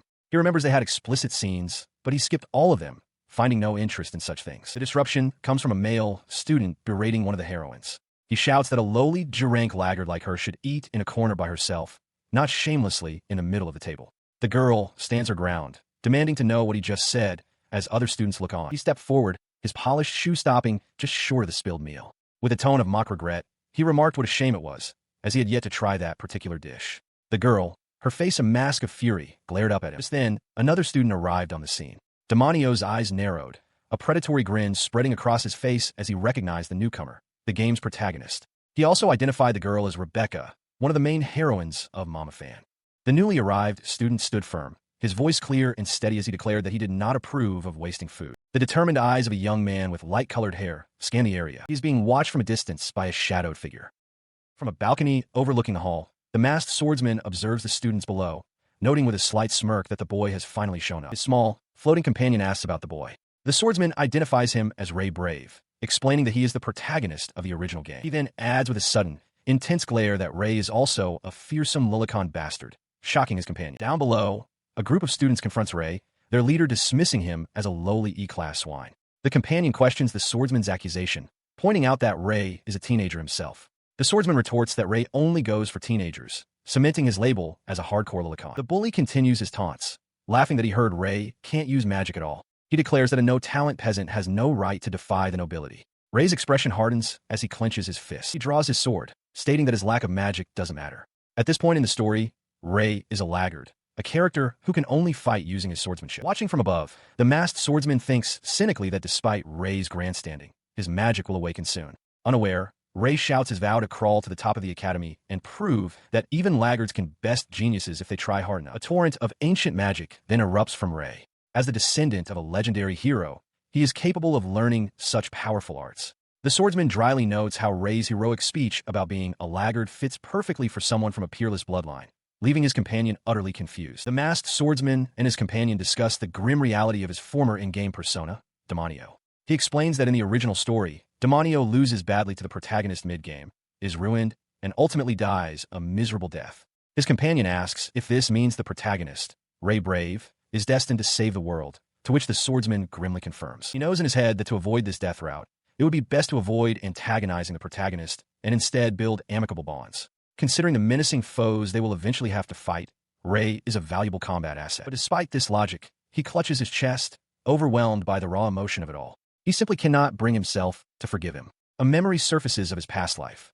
As a young man, he sat before a computer screen, watching a scene with the game's heroine, Rebecca. She confessed to feeling lonely, a sentiment he shared, thinking he would also be alone if he went home. In that moment, the game presented him with a choice: part ways with her and return to the dorm, or stay with her until dawn. His hand trembled as he moved the cursor toward the latter option. His past self slammed the desk in frustration, deciding against it to avoid getting in trouble. Back in the present, the masked swordsman descends a grand staircase, gritting his teeth. He resolves to steer clear of the protagonist as much as possible to protect his own mental state, fearing Rei's cloying nature would rub off on him. Elsewhere, the recently defeated bully and his cronies pick themselves up, swearing revenge on Rei Brave. Rei, however, stands unfazed as Rebecca approaches him. She compliments him, saying he doesn't disappoint, prompting him to ask what's wrong. He suddenly looks up, having sensed a strong, frustrated bloodlust.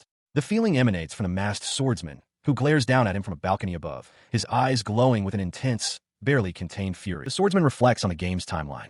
If events proceed as they should, this is the point where the protagonist is meant to meet the young women and deepen his bonds with them. An hour later, within the walls of the Grand Academy, a class is in session. The instructor, Gloria, stands before the class and asks if anyone recognizes the complex incantation written on the chalkboard.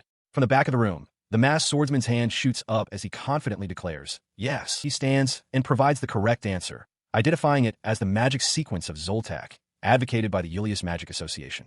Rei Brave, sitting nearby, is shocked by his classmates' focus and knowledge. The swordsman, however, simply thinks to himself that he is concentrating intently, just as any student should. His perfect performance left Gloria gripping her pointer, flustered. He had mastered all of her material, down to his diligent posture in class.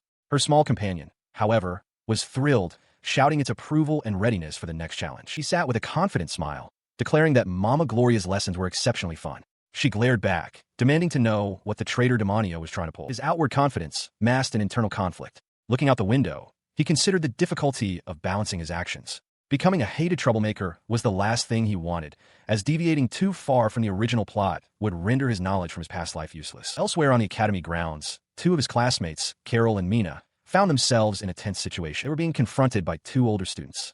The red-haired one, Greb, sneered at the first years, telling them they wouldn't get off easy for spilling coffee on his shoes. The girls insisted they had already apologized, but his companion simply smirked and told them to come along. He leaned in closer, his voice menacing. He reminded them of who he was and warned that defying him would lead to their expulsion from the academy. With false reassurance, he added that he wouldn't harm them. From a short distance away, the confrontation had not gone unnoticed. Rei Brave's companion remarked that Greb seemed to enjoy picking on first-year girls, wondering if he planned to use them as playthings until they broke. He mused that Greb's parents must be exhausted from cleaning up his messes. Rei Brave confirmed his intention to intervene, stating simply that they were his classmates. From a classroom window above, the masked swordsman and his companion watched the scene unfold. The small creature turned to him, asking if he was going to save them too. In response, he leaped from the window with a fierce expression. His companion called the action rude, but he thought to himself that while he had zero interest in the girls, he wanted to make his mothers proud. The true essence of filial piety, he mused, was something to be understood through Maniana. Demonio lands with a sudden thud, crouching between the bullies and his classmates. Carol calls out his name in surprise, while Greb looks on, startled by the abrupt intervention. His arrival sends a ripple of disbelief through Greb's companions. One of them recognizes the name, identifying him as the infamous demon of the traitor family. Another asks if this is truly the student who ranked first among the first years. Greb, attempting to project confidence, tells his friends to relax, dismissing Demonio as just a first year, regardless of his genius. From his position, Demonio observes the group, noting that they are third years from Class A and surmising that a strict seniority hierarchy governs the academy. He offers a polite apology to the seniors. Internally, however, he recalls the events of the original game, where this same bully had gained notoriety by brutally beating anyone who angered him, including upperclassmen, from the very beginning of the school year. Continuing his deferential act, he bows deeply. He explains that the girls are his classmates and offers to compensate for their actions, pleading for their forgiveness. Greb watches him with an amused, condescending smirk. He resolves to lower his head as much as necessary, having no desire to become a conceited villain. From a distance, other students observe the scene, remarking that his submissive behavior is exactly what they expect and dismissing him as a simple whim. In a sudden, violent motion, Greb lashes out, kicking Demonio hard in the stomach. As he stands over the fallen Demonio, Greb wonders aloud if beating the top-ranked first year will make him famous. His friends watch, one admitting he feels bad for him, while Carol and Mina look on in horror. Greb scoffs at Demonio for not fighting back, calling him lame. He decides to let him off for the day, telling the first-year brat to go suck on his mom's tits. The insult triggers a terrifying change. In an instant, Demonio lunges forward, grabbing Greb by his uniform with crushing force. A dark, predatory grin spreads across his face as his eyes gleam with fury, and he repeats the bully's words back to him. "I should suck on my mom's tits, you say?" His grip tightened, lifting the bully effortlessly. Greb, his face contorted in disbelief, could only stammer at the monstrous strength holding him captive, wondering how much the dark-haired student had been holding back. The insult echoed in his mind, throwing him back to a memory from his youth. He was in bed, flustered, as his mother, Rosa, gently invited him to sleep beside her as he always did, reminding him that a son is supposed to sleep with his mama. She soon fell asleep, but sleep would not come for him. He lay tense and awake, tried to keep his distance in the bed. In her slumber, she rolled over, pressing against him. His eyes widened in panic, his breath catching in his throat. The proximity was overwhelming. He recoiled with a choked gasp, his mind reeling. Kneeling on the bed, he fought against his own body's reaction. He had to endure it, he told himself. He could not respond to his mother's innocent affection with lust. This was the daily torment Greb had so casually mocked. Snapping back to the present, Demonio unleashed his fury, hurling the bully through the air. As Greb crashed to the ground, Demonio roared, demanding if he had any idea how much he had to endure on a regular basis. His companions rushed to his side, helping the dazed Greb to his feet and retreating with threats of revenge. Demonio watched them go, his expression cold, before declaring that his mother's breasts are a holy thing and should never be spoken of with a filthy mouth. Nearby, Carol and Mina swooned at his display of power and conviction. They continued to fawn over him, much to his discomfort. Mina admitted she had no idea what his triggers were, while Carol remarked that she was surprised by this side of him, as if he were a completely different person than she'd imagined. As a result of the confrontation, Greb lay defeated on the ground. It was a significant victory, as he was known to be the third strongest student among the third years, a true powerhouse of the academy. News of his defeat spread like wildfire across the academy grounds. Whispers followed in the wake of the confrontation, confirming that Demonio, a first year, had not only fought but decisively beaten Greb, the third strongest student in the entire school. A palpable fear began to grow. He was an unbelievable scoundrel, someone not to be defied. Among the gossiping students, opinions were divided. One young man dismissed the rumors, finding it impossible that a brilliant student would say such things. His friend, however, leaned in to whisper the true cause. Greb had been talking about a woman's chest. Nearby, a group of girls swooned, recalling how incredibly cool Demonio had been when he threatened to permanently shut Greb's filthy mouth. Elsewhere, Ray Brave conferred with an academy elder, his own expression troubled. He worried that this incident would only worsen his own notoriety and began to question Demonio's motives, wondering aloud if the man planned to take control of the entire academy. The subject of his concern was, at that moment, kneeling before Professor Gloria. She had summoned him. Internally, he lamented his fate. Despite his efforts, he was still being treated as a trouble kid. He wondered if this was the unbendable power of fate from the game. Gloria looked down, her arms crossed, and declared that he had finally shown his true colors as an incorrigible child. She continued, stating that while she had much to say to him, Carol and Mina had already filled her in on the situation. She acknowledged that he had saved them from being picked on by senior students, which framed his actions as a form of self-defense. However, she made it clear that this context didn't mean she could simply dismiss what he had done. With that, she delivered his punishment. He was to run 20 times around the field. It was necessary, she explained, to set a good example for the others. He accepted without protest, simply apologizing and promising to be careful from then on. Her stern expression softened into a knowing smile. She told him he was an honest fellow, admitting that she had been mistaken about him.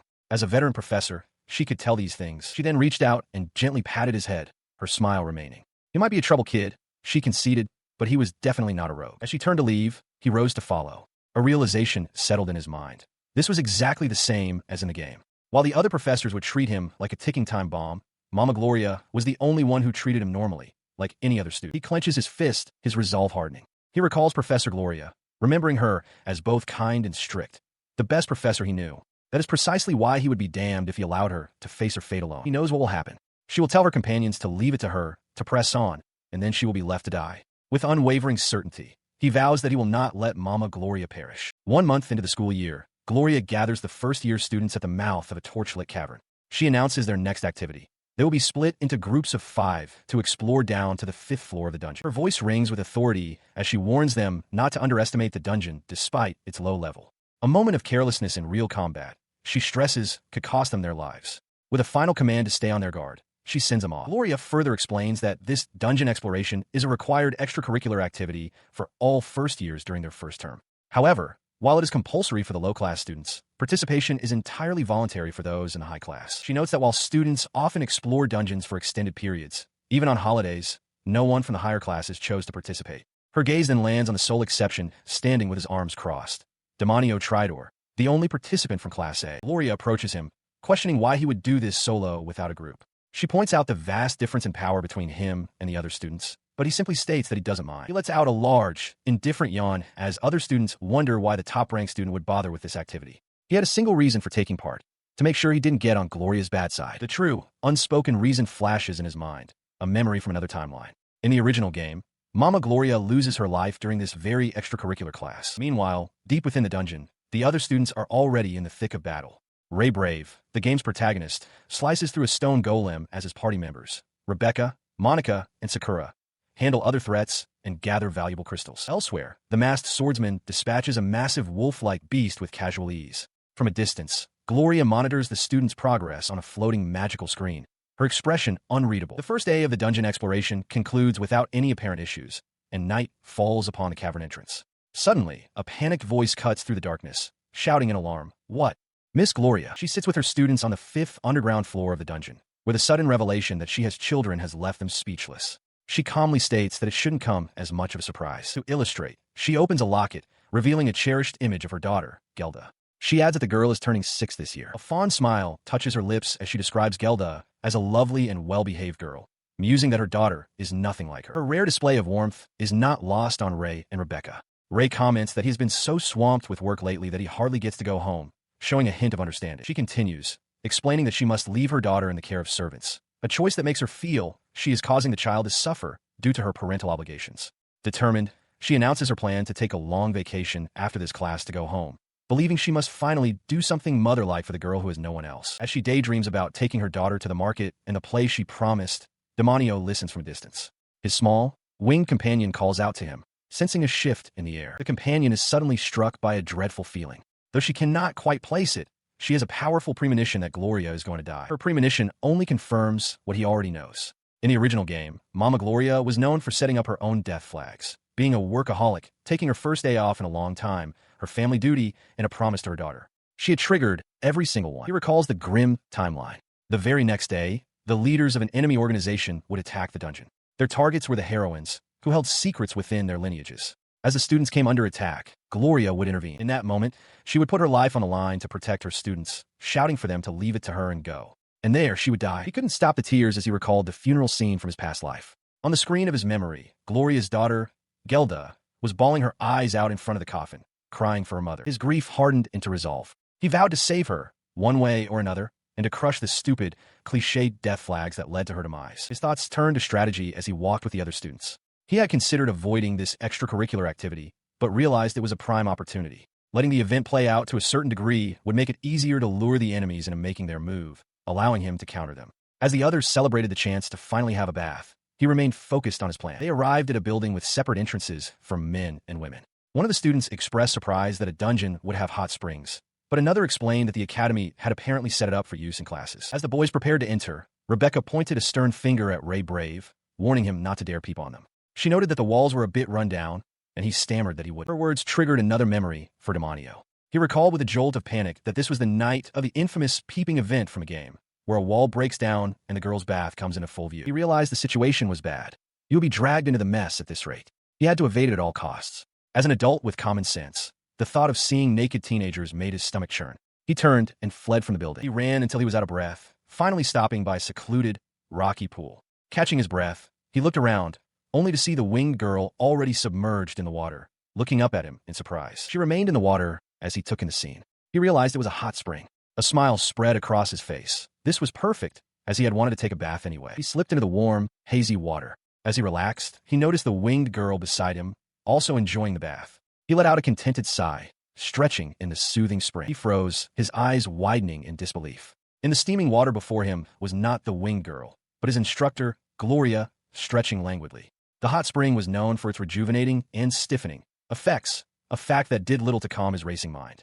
As Gloria let out a gasp of surprise, his own thoughts screamed her name. In a steaming hot spring, Ray's moment of peace is shattered when a woman's cry echoes through the air. It is Gloria, who has just been stripped of her role as a demon professor. He whirls around, flustered, and immediately shouts an apology. She turns toward him, her face flushed with embarrassment and anger, demanding to know why one of her own students is in her private hot spring. He stammers another apology, insisting he had no idea she was there and that for some reason he was compelled to come to this location. With a sharp command for silence, Gloria regains her composure. She accepts that it was an accident, stating that as a veteran professor, being seen by a mere child won't faze her in the slightest. Ray listens, seemingly placated by her confident demeanor. He sees through her facade, however. He realizes she must be incredibly embarrassed, but her pride as an adult won't allow her to be honest.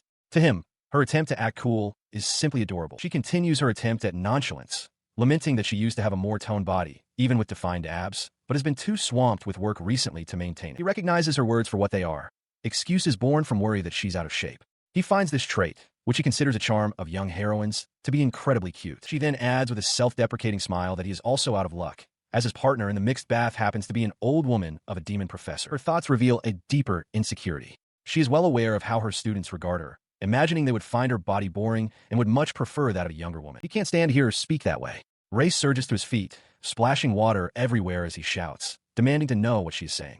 He declares that she is a wonderful teacher, hundreds of times more charming than any young woman who has only youth to offer. He holds Gloria close, his voice ringing with startling intensity as he confesses that he wanted to see her naked body. He explains his reasoning with unwavering eyes, admitting he has always wanted to see her and lamenting that the game he knew never included such intimate events. His words strike Gloria with the force of a physical blow, leaving her completely flustered, her face flushing a deep red as sweat beads on her skin. She recoils in shock, stammering in disbelief at what he is saying. The outburst sends a splash of water through the rocky hot spring. She scrambles out of the water, turning her back to him as she shouts, admonishing him for lusting after his teacher.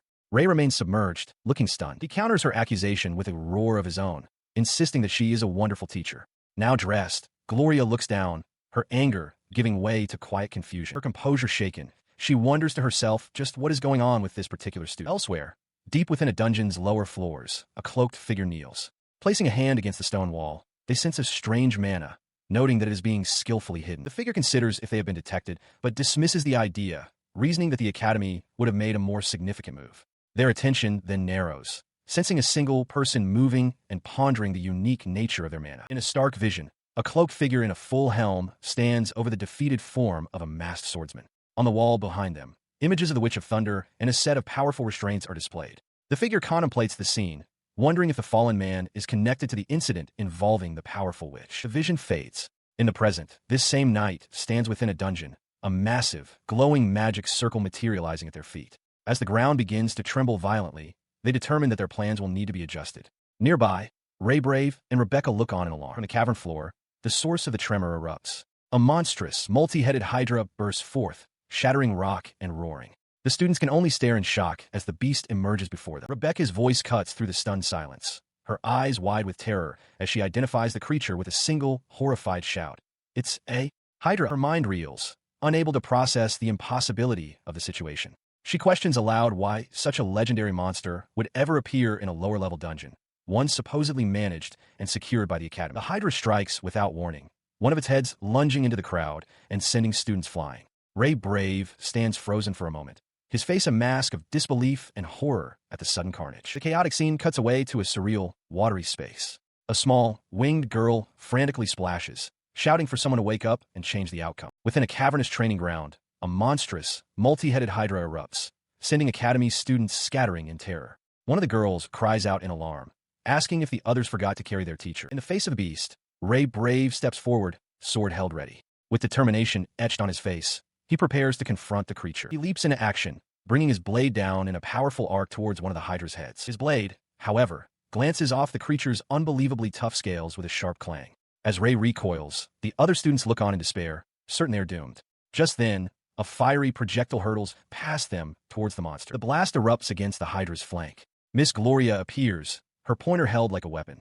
She sternly tells the students to cease their futile attacks, stating they stand no chance and must follow emergency survival protocols and evacuate immediately. Ray Brave starts to protest, but she cuts him off, warning him not to make her repeat herself. A powerful, swirling aura of energy begins to gather around her as she prepares to face the beast alone. She grips her pointer with both hands, her expression fierce, and roars for them to leave the beast to her and get out now. Elsewhere, the masked swordsman, Ray, arrives in a frantic rush, cursing his tardiness. He angrily demands to know why his companion, Pena, didn't wake him. She appears upside down beside him, retorting that she tried to wake him by smacking his rear end multiple times, a fact he acknowledges with a complaint that it now hurts. He looks around, bewildered. A cold sweat forms as he realizes that in the game he knows, this attack was supposed to happen on the second day, not the first. He wonders what could be happening. His eyes then find the source of the commotion, the students fleeing from cave entrance. He recognizes the scene instantly. If the plot is proceeding as it should, this must be the moment the students escape under Mama Gloria's instructions. He recalled the original script of events, where the game's protagonist, Ray Brave, could only lament his own weakness. The young man felt like a dead weight, forced to place all his hope in Gloria's strength. In that version of events, Rebecca had tried to reassure him, expressing her certainty that Gloria would be fine, reminding him that she was once the ace of the Order of the Knights. It was a scenario designed to be a no-win fight, but he knew the grim truth of that plotline. With the protagonist's power yet to awaken, there was no chance of defeating the Hydra. Mama Gloria was supposed to sacrifice her life to ensure the students could escape. The protagonist's awakening was scripted to happen later, during a crisis involving the heroine. Gloria's death was treated as nothing more than a subplot, a sacrifice to add drama to the story as Ray Brave vowed to protect his friends. The memory fueled his rage. He grit his teeth, cursing the protagonist for being late, for only being fated to awaken during Gloria's episode. He burst into a desperate sprint, inwardly roaring at the foolish protagonist who could only awaken his power when young girls were in peril. His path was not clear. As he raced through a rocky passage, a monstrous two-headed snake lunged from the shadows to block his way. His companion's voice cut through his haste, warning him not to let his guard down against the powerful creatures. He cursed, realizing the beasts had made it this far out from their usual territory. She urged him to focus, to recall his intense training and the feeling of facing his master's overwhelming power on the verge of a helpless death. Gripping his jagged blade, he affirmed that he understood. With his resolve hardened, he launched himself into the cavern. Far below, Gloria unleashed crackling bolts of lightning, desperately holding back the multi-headed Hydra. From above, he descended, a dark blade poised to change fate. He lands with the force of a thunderclap, his blade striking the ground and unleashing a devastating shockwave. The earth cracks and shatters under the immense power of the blow, obliterating the smaller serpentine monsters in an instant. The raw exertion flashes a memory to the forefront of his mind, a quiet night under the stars. He recalls Maniana resting against him, her expression serene as she leaned into his side. The memory sharpens, focusing on her affectionate smile as she looked up at him, a moment of gentle intimacy that caused his own face to flush. Snapping back to the present, he channels the memory into resolve. With a sharp cry, he pivots and slices cleanly through another wave of writhing tentacles, his movements fluid and precise. As he fights, his winged companion's voice chimes in, teasingly suggesting he should find a new master before he dies during intimacy with his current one. Irritated, Ray shouts back that he became strong by overcoming intense training, and nothing more. He pushes onward through the rocky passage, dismissing the thought with a sigh. Love, he muses, is truly blind. His focus then shifts, a wave of concern washing over him as he realizes that someone nearby is still suffering from the effects of an aphrodisiac. He feels a pang of sympathy for her. Panting heavily, Gloria stands her ground against a monstrous, multi-headed Hydra, her greatsword held at the ready. She grits her teeth, cursing the wretched beast before her. Her frustration mounts as she realizes her constant attacks have inflicted hardly any damage. The creature's scales, she thinks with grim determination, are as tough as hell. Despite the futility, she had managed to seal off the exit to the cavern with a rock slide. However, she knows she must hold it together. She cannot afford to collapse yet. Her makeshift barricade shatters as the Hydra bursts through. Resolved to buy her students even a single extra second to get away, she braces for impact as a massive tail whips toward her, striking her blade with incredible force. The blow sends her flying across the cavern. Crying out in pain, she crashes to the ground, her strength failing. As she lies defeated, she wonders if this is as far as she can go. Her gaze falls upon her winged hairpiece, knocked loose in the fall. Her thoughts drift to her students, hoping they escaped, and especially hoping that one particular troublemaker made it out safely as well. The image of the hairpiece triggers a flood of memories. It reminds her of a locket containing a picture of her smiling daughter, Gelda. Her mind flashes back to a loveless marriage decided upon by her parents. Where her husband's family business failed, he fled the country, leaving her behind with their infant daughter and a mountain of debt. To manage this debt, she was forced to work under the thumb of the Academy and the Order of Knights.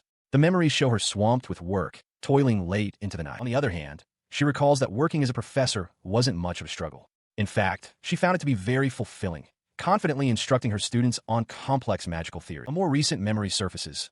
Leaving for work, she looks back with a troubled expression as her young daughter, Gelda, calls out for her. She had told someone to take care of her daughter, explaining that some trouble had cropped up at the academy. Her thoughts drifted back to a recent memory, a promise made to her daughter, Gelda. She had apologized for her absence, explaining that her first day off in ages was tomorrow, but she wouldn't be truly free until the week after. Gelda's face fell with disappointment, but she quickly forced a smile, wishing her mother luck and insisting she was fine. That memory fueled her present despair. Lying defeated on the dusty ground, her headband lost beside her, she was consumed by regret. She wished she had praised her daughter more, played with her more. What a shame, she thought, what a waste. Her sorrow was a physical ache, tears streaming down her face as she clutched a keepsake. Her greatest wish, now an impossible dream, was to have seen Gelda grow up much more. She sobbed, repeating her daughter's name in a choked whisper.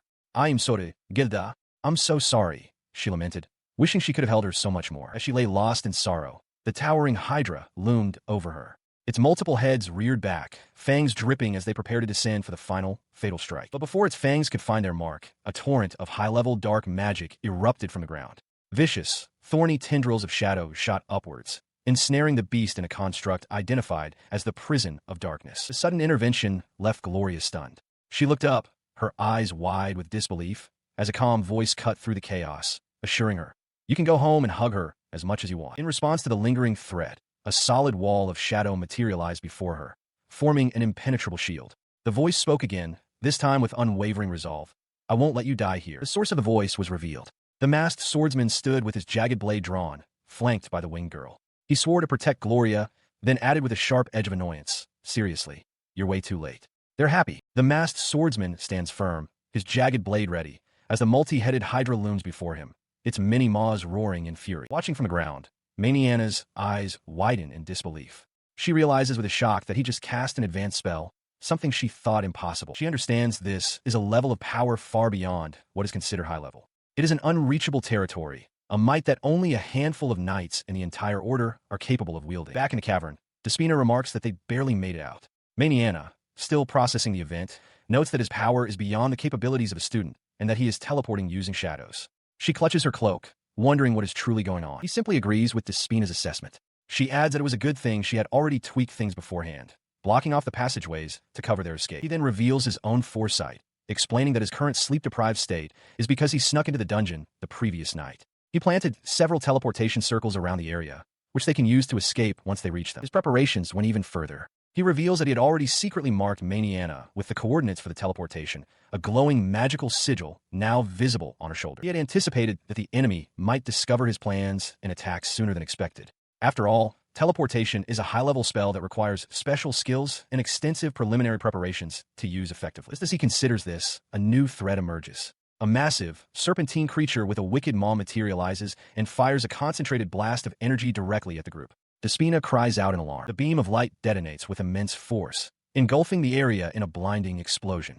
Caught in the blast, both the swordsman and Despina cry out as the ground shatters around them. He reacts instantly to the Hydra's attack, using the shadowy tendrils of his coat to form a shield around Gloria. The monster's power is immense, a foe that seems impossible to defeat at this stage. As the dark energy envelopes her, she realizes with a start that he is using his special-made coat to protect her, leaving himself exposed to the danger. Her expression shifts to one alarm. She tells him it's fine and shouts for him to get out of there immediately, insisting that it would be easy for him to escape on his own. He flatly refuses. Kneeling and weakened, Gloria pleads with him to just leave her behind. His response is to tear open his coat and shirt, revealing his chest. He steps toward her, his gaze intense, and reminds her that she had just tried to protect her students at the cost of her own life. He continues, telling her that she fulfilled her duty as a teacher by putting her life on the line, and that her resolve was both noble and beautiful. His words bring tears to her eyes, declaring that this is precisely why he must act. He rips away the tattered remains of his upper clothing, casting them aside. Now bare-chested, he stands with unwavering resolve and proclaims his desire to protect her, even if it means risking his own life. Gloria can only stare, stunned and flustered by his declaration. He then looks up toward the sky, calling out to Despina that he's going to get serious. In response to his rising power, the shadowy bindings restraining the Hydra shatter with a deafening roar. She appears before him, asking if he is sure and warning that he might be consumed by her power if he pushes himself to his limits. He shouts back that there's no point if he doesn't, his eyes blazing as he readies his blade for an all-out battle. He unleashes a torrent of dark energy, which writhes and surges across his back like living shadows. Without hesitation, he seizes one of the Hydra's heads, his grip tightening with crushing force as dark power swirls around him. Gloria watches in astonishment, reeling from the hideous quality of the mana radiating from him. She realizes that while his magical energy has overflowed, his shadows have paradoxically grown thinner, understanding that this is something entirely different from a simple surge of power. His voice is cold as he promises the beast will pay dearly for harming Gloria. The very nature of his magic shifts. the energy condenses, transforming from a diffuse cage into countless razor-sharp blades that begin to rip the Hydra apart. He clenches his fist, his expression hardening with intense focus. The goal is no longer containment, but a precise, targeted strike. He unleashes the new form of his technique, the Prison of Darkness, Shredder. Vicious blades of shadow erupt, tearing through the Hydra's flesh with devastating speed and precision. In the aftermath of the battle, the Hydra's form returns to the earth. A shirtless Demonio stands amidst the crumbling rock, his back to the viewer, before turning to face the debris with a dagger in hand. Watching him, Gloria is stunned, struggling to comprehend what she just witnessed. She realizes he not only used an advanced spell, but also added his own superior modification to it. His level of genius, she thinks, is beyond any simple explanation as she wonders who this man truly is. As Gloria processes the event, the cloaked, helmeted figure observes from a distance, noting that the order will arrive soon. Unconcerned, Demonio announces his intention to burn the remaining monster parts to prevent any chance of regeneration, conjuring a small orb of fire. The helmeted figure decides it is time to leave. They acknowledge that while they were only supposed to observe, they never imagined a single person could defeat the Hydra. They ponder the implications of Demonio's actions, questioning whether this traitor will become an enemy or an ally. In the background, Gloria remains bound as Demonio incinerates the Hydra's remains. Having made their decision, the figure turns away from the scene. They resolve to report these events to Mother, affirming that everything is done for the sake of the progenitor mother. A final flash of light emanates from the cave's entrance as the last of the Hydra is destroyed, leaving the area quiet once more. Sometime later, a unit of knights arrives at the cave. Demonio and Gloria, now freed, watch them approach. He recounts that their arrival ensured both his and Gloria's safety. Several days pass. At the Noblesse Magic Academy, Sagaro holds a document in her signature pipe. She notes that following the attack, the Academy and the Order have launched a joint investigation, which coincides with the upcoming festival. Back in a private room, Gloria, having fully recovered from her injuries, bows deeply to Demonio in gratitude. He stands before her, now dressed in his usual dark coat, holding his hands up in a placating gesture as he explains that she came to thank him. He sits across from her at a small table. Gloria challenges his narrative, stating that while the official story claims the Hydra was defeated by their collaborative effort, he was the one who defeated it by himself. She looks at him intently, asking if he is truly sure about this deception. He listened as Gloria recounted the moment she returned home after her treatment, when her daughter ran to embrace her. Unmoved by her gratitude, he simply stated that her safety, and that of the students, was more than enough for him. The memory was a vivid one, a tight, tearful embrace filled with overwhelming relief and joy. Overcome by the recollection, tears welled in her eyes. She confessed how truly glad she was to have survived, admitting she had been just one step away from leaving her daughter all alone in the world. In a sudden, earnest gesture, she bowed low, insisting she must thank him properly. The intensity of her emotion caught him off guard, and he could only stammer out his relief that everything turned out well. She straightened up, declaring that her conscience wouldn't be clear otherwise and that she would do anything he asked. He met her gaze with a serious expression and stated his one wish, to be allowed to keep looking at her, as she was beautiful. In his mind, a triumphant thought took flight. He had successfully navigated the death flag with Mama Gloria, ensuring she would remain his teacher. His strange request left both Gloria and Pena stunned and flustered. Gloria stammered, trying to process if she had heard him correctly. His mind, however, immediately twisted his words into a far more explicit scenario. He imagined her asking what he meant, only for him to boldly declare his desire to see her unclothed. Back in reality, Gloria fidgeted with her collar, her face flushed. She muttered to herself about the hopeless libido of young men, questioning what could possibly be attractive about the body of a mother. Then, with a sigh of resignation, she seemed to come to an understanding. She sits across from the young man, her expression resolute. Placing a small, circular device on the table, she declares that she has no choice but to obey the orders of the one who saved her life. He looks back, utterly bewildered by her statement. To demonstrate her commitment, she begins to disrobe, pulling on her stockings. She tells him there's no need for words. As a veteran teacher, she claims to understand exactly what he wants from her. Acknowledging that he is a troublesome child, she resigns herself to the fact that she cannot defy his wishes. She then positions herself on the bed, looking back at him with a flushed, expectant expression. He remains standing by the door, completely silent. Confused by his lack of reaction, she asks what's wrong and why he isn't saying anything. Her mind races to a mortifying conclusion. She realizes he must want to see a mature demon teacher in a state of utter humiliation, demanding that she seduce him in an even more lascivious manner. He, however, is having an entirely different internal monologue. He curses her as a pervert but feels trapped, believing there's no way he can defy the one who saved his life. Overwhelmed by the situation, his face flushes a deep red. His small companion, Pena, peeks around the corner, takes in the scene, and quietly announces that she will wait outside. Sometime later, a heartfelt cry of gratitude echoes from the residents, suggesting the misunderstanding has been resolved. Meanwhile, at the Magic Academy of Noblesse, Headmistress Sagaro sits in her office, smoking her long pipe. She informs Maniana that she is counting on her to handle the matter of the special lecturer, which is set to begin the following week. Maniana agrees, her expression serious. She states that she understands and views this as a good opportunity, admitting she has always been concerned about the academy and her role as a guardian. She appears flustered by the headmistress's words, wondering which period of her life Sagaro is referring to. Sagaro, with a knowing smirk, muses aloud about Maniana's role as a guardian, remarking on how the once unruly horse has finally grown up. Composing herself, she proudly declares that she is a proper adult. She explains that in addition to her title as one of the 7 Maggia, she has also gained peerage as a noble. Maniana adds that her own daughter is turning 16 this year, the age of adulthood in their nation.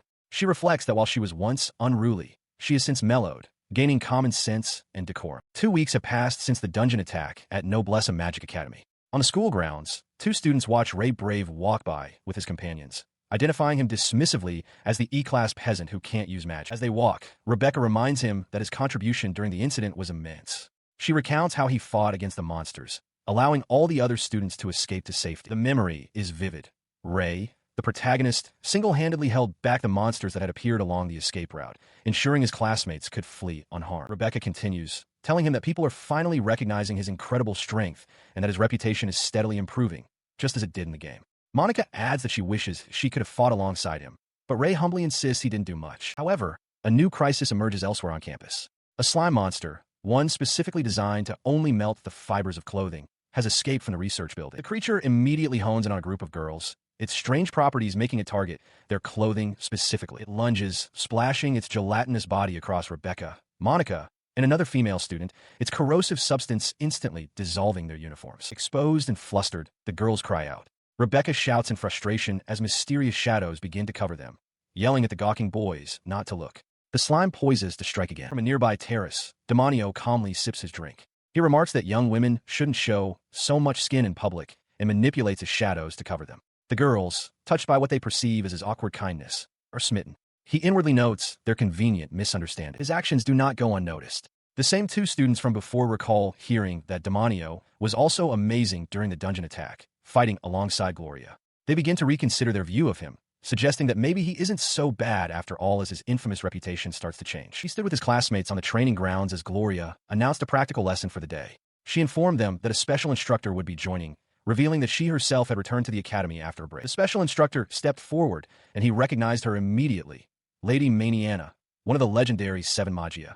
He recalled that her daughter was a student in B class. Maniana greeted the assembled students with a confident smile, expressing her pleasure in meeting them. As she waved to the crowd, her gaze seemed to lock directly onto him. The personal acknowledgement caught him completely off guard, his eyes widening in surprise. The unexpected attention sent a rush of heat to his face, and he found himself completely flustered, unable to compose himself. His embarrassment quickly melted into pure elation. He was so happy, realizing this was a development that had never occurred in the original game's timeline. As if responding to his thoughts, Maniana gave a playful wink and warned the class to brace themselves, promising she wouldn't hold back. She began the lesson by explaining the fundamentals of high-level magic. To cast a powerful spell, she instructed, one must first vigorously draw forth magic and then concentrate it with precision. To demonstrate, she declared the process simple, promptly constructing her incantation and unleashing an intense blast of energy that completely obliterated a large tree in the distance. Watching from the side, Despina sighed in exasperation, complaining to Gloria that Maniana hadn't changed at all and that her method relied on instinct and feeling alone. Following the overwhelming display, Maniana cheerfully announced that the best way to learn would be to pair up for one-on-one fights, suggesting their bodies would learn naturally after taking a punch. Both Despina and another student cried out in protest, begging her to stop. The sparring sessions commenced, and soon Despina was on the ground, defeated. As Maniana stood over her, Demonio sent a telepathic message to Despina. He thought back to when Maniana had trained him, acknowledging that while she was a terrible teacher, she was also completely self-taught and wasn't holding back her power. Gloria tried to console the gloomy Despina, explaining that Maniana had always been an instinctive genius who achieved her strength by fighting alone. She was a good master to Demonio, but her methods were proving too harsh for the other students. As they spoke, Maniana unleashed another devastating magical attack, her power undeniable. As they walk through a grand, sunlit hall, Demonio processes the new information. He remarks to Gloria that the headmistress had filled him in, and now her extraordinary strength makes sense. He admits he never would have guessed she was Miss Maniana's disciple, though he still feels her power is overwhelming. He then asks how her break was. Gloria smiles, recalling a peaceful moment reading with her daughter.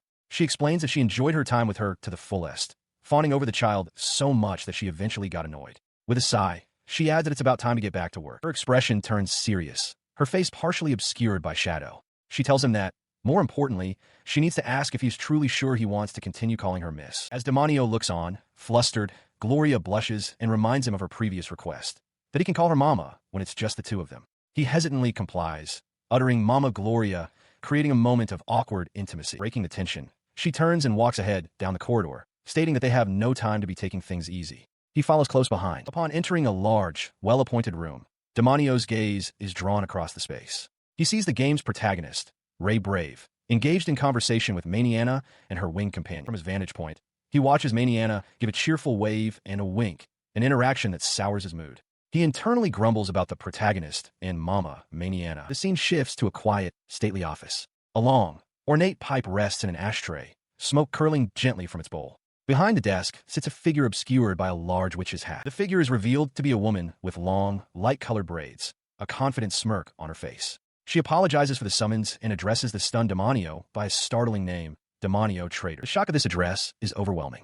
In his mind, a small, angelic version of himself ascends to the heavens as he recognizes the woman, exclaiming, Granny Cigaro. The woman before him is Cigaro Shellheis, the headmistress of Noblesse Academy. Despite her youthful appearance, she is old enough to have children and grandchildren, maintaining her looks with a special magic known as you-know-what. She holds a significant position within the Order of the Knights and is known to use smoke magic on the battlefield. Ray finds himself thinking that, if she weren't an old woman, he could find her quite cute. He observes her from across the desk, recalling that in the game, she was merely a sub-character who rarely appeared. Internally, he dismisses her as an old hag. Cigaro gestures towards a chair, inviting him to have a seat. His thought does not go unnoticed. The winged girl, communicating with him telepathically, asks in disbelief if even old women are fair game for him. A blush creeps across his face as he mentally retorts that women who aren't technically old are basically mamas. Now seated with Ray, Maniana, and Gloria, the group listens as Cigaro gets straight to the point. She wants to discuss the attack that occurred 2 weeks prior, directing her attention specifically to Ray and Ray. She recounts their heroic actions. Ray Brave took the initiative during the students' escape, ensuring their protection, while Demonio Traitor worked alongside Gloria to take down the Hydra. Following her summary, she offers her sincere gratitude.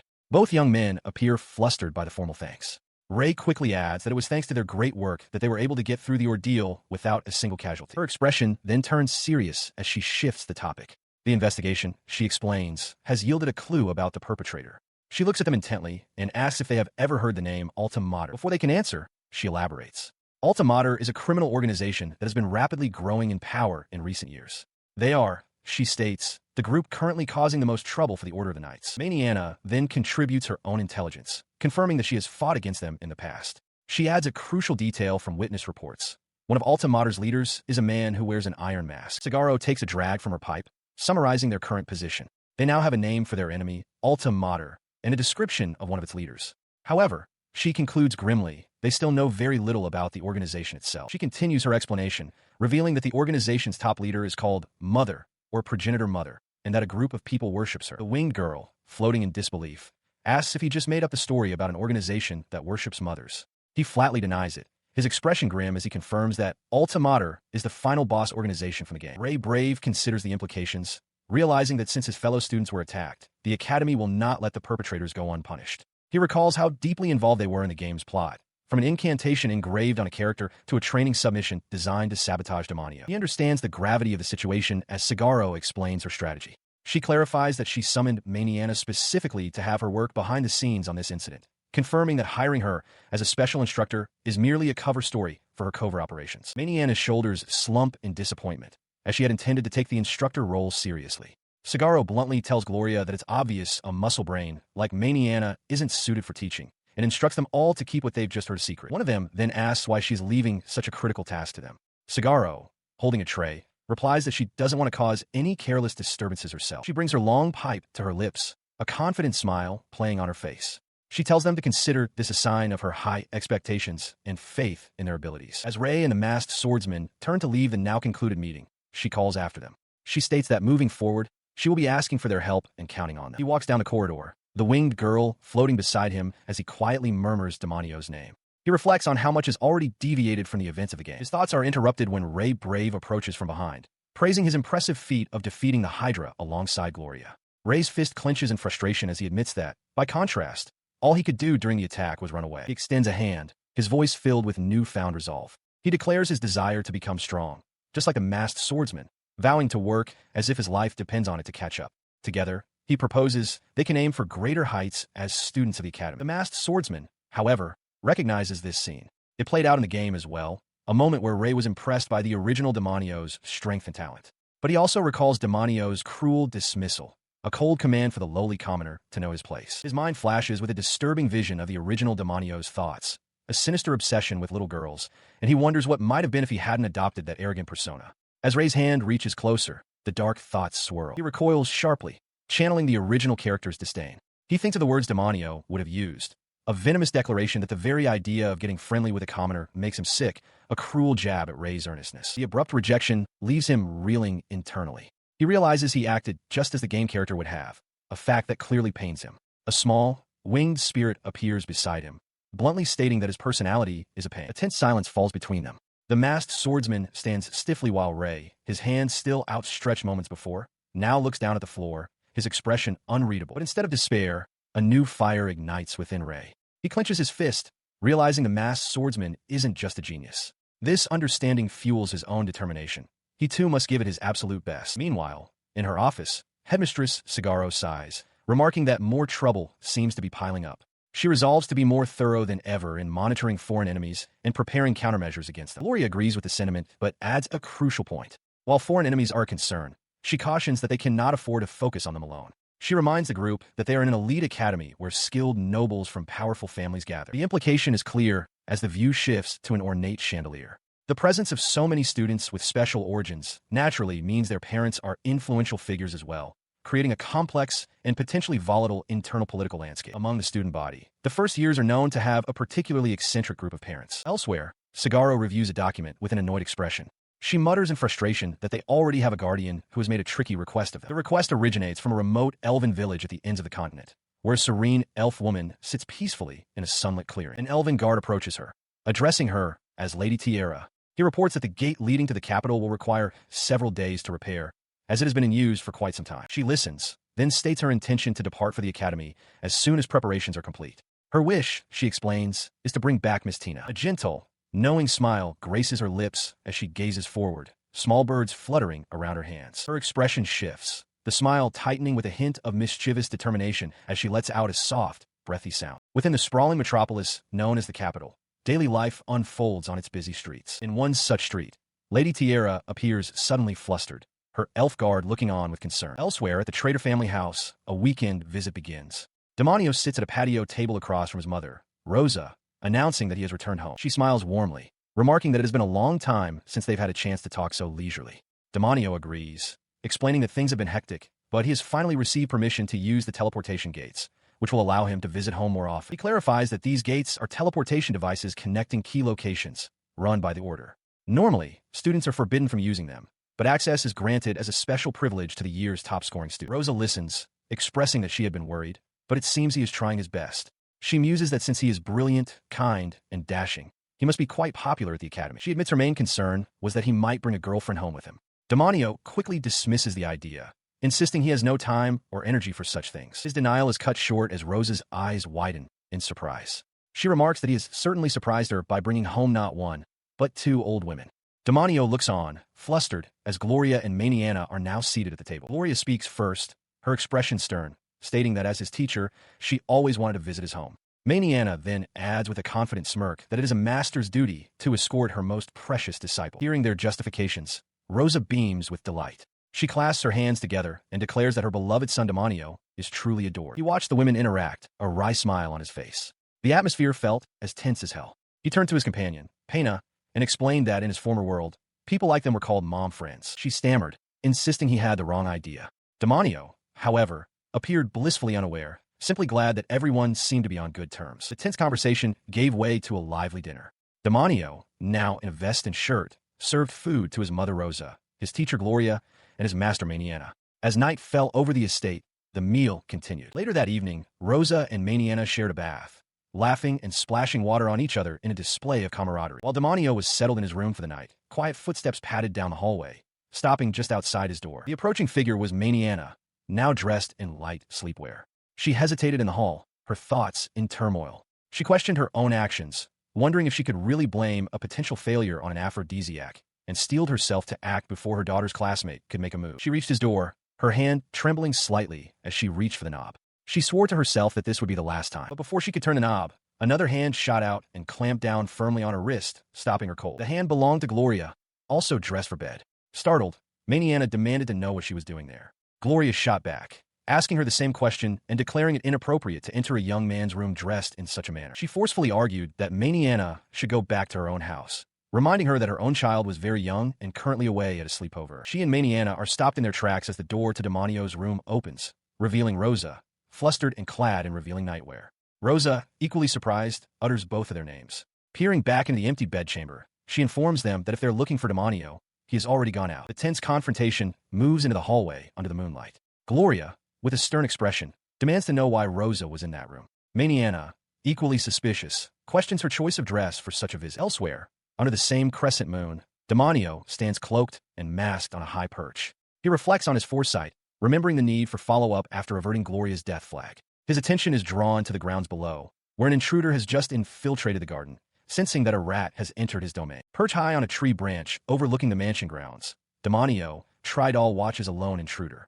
He knows the man's presence is no secret.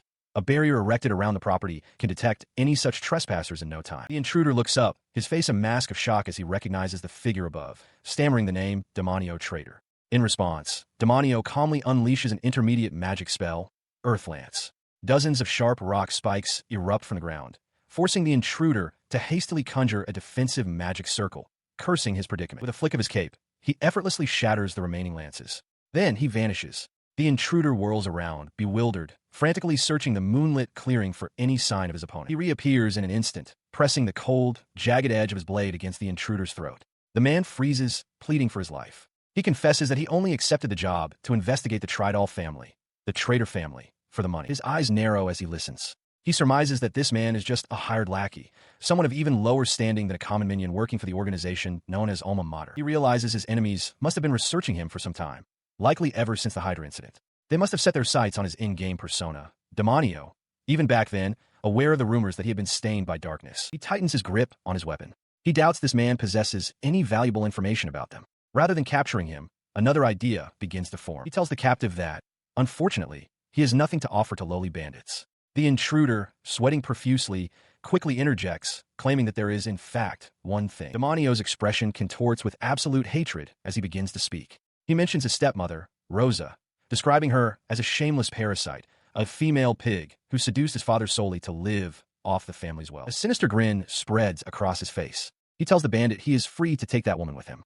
He even suggests that the man could sell that female pig to a brothel that would better suit her. He laughed, a triumphant sound in the moonlit forest, as the captured intruder cowered before him. Demonio now understood the man's purpose completely. Watching from a distance, his companions analyzed the strategy. The winged girl surmised that Demonio wanted to create the appearance of being on bad terms with his stepmother. The round one agreed, noting it would be tricky if their enemies targeted and kidnapped the thick-eyebrowed mature woman, as she couldn't fight back. The winged girl continued her assessment, remarking that Demonio was the type of person who would use any dirty trick necessary for the sake of his mothers. Her blunt words sent the round companion reeling in shock. The round companion quickly tried to console the distraught young man, reminding him that it was all just a plan. Demonio, sweating and flustered, internally apologized to his mama Rosa for the horrible things he had said. Later that night, back within the walls of his family's grand estate, Demonio slept, his breathing deep and steady. 3 of his mothers stood by his bedside, watching over him. One of them quietly suggested they let him get some proper rest. As they departed, another figure silently entered the room. Despina floated through the air towards his bed, passing a portrait of a younger Demonio with his stepmother, Rosa. She hovered over him for a moment, her expression unreadable as she gazed down at his sleeping form before turning away. Leaning closer again, a small smile played on her lips as she whispered that his sleeping face was the only cute thing about him. The next day, walking the grounds of the Noblessum Magic Academy, Demonio found himself wishing he could have stayed longer in his home. He considered going back to using the main gate as usual, but as he rounded a corner, he stopped short, narrowly avoiding a collision with a small, startled girl. The sudden halt, however, sent him stumbling directly into someone else. He felt a soft impact and immediately apologized. Looking up, he found himself before a towering elf woman with a crown of flowers in her hair. She gazed down with concern, asking if he was all right. She continued her gentle inquiry, asking if he was hurt anywhere. Patting his head, she praised him for being a strong boy who wasn't crying. He repeated his apology, admitting he hadn't been watching where he was going. Her attention was then diverted by a man in a suit, who called out to her as Lady Tiara. She responded with a soft coo, assuring him she would be right there. Turning to the man, she began patting his head in the same manner, commending him for doing a great job showing her to the academy. The man, flustered, pleaded with her to stop, explaining that he was turning 50 this year. She simply chuckled at his protest. With a gentle smile, she explained that, to her, all humans are nothing but babies. Her words struck a chord of recognition within him.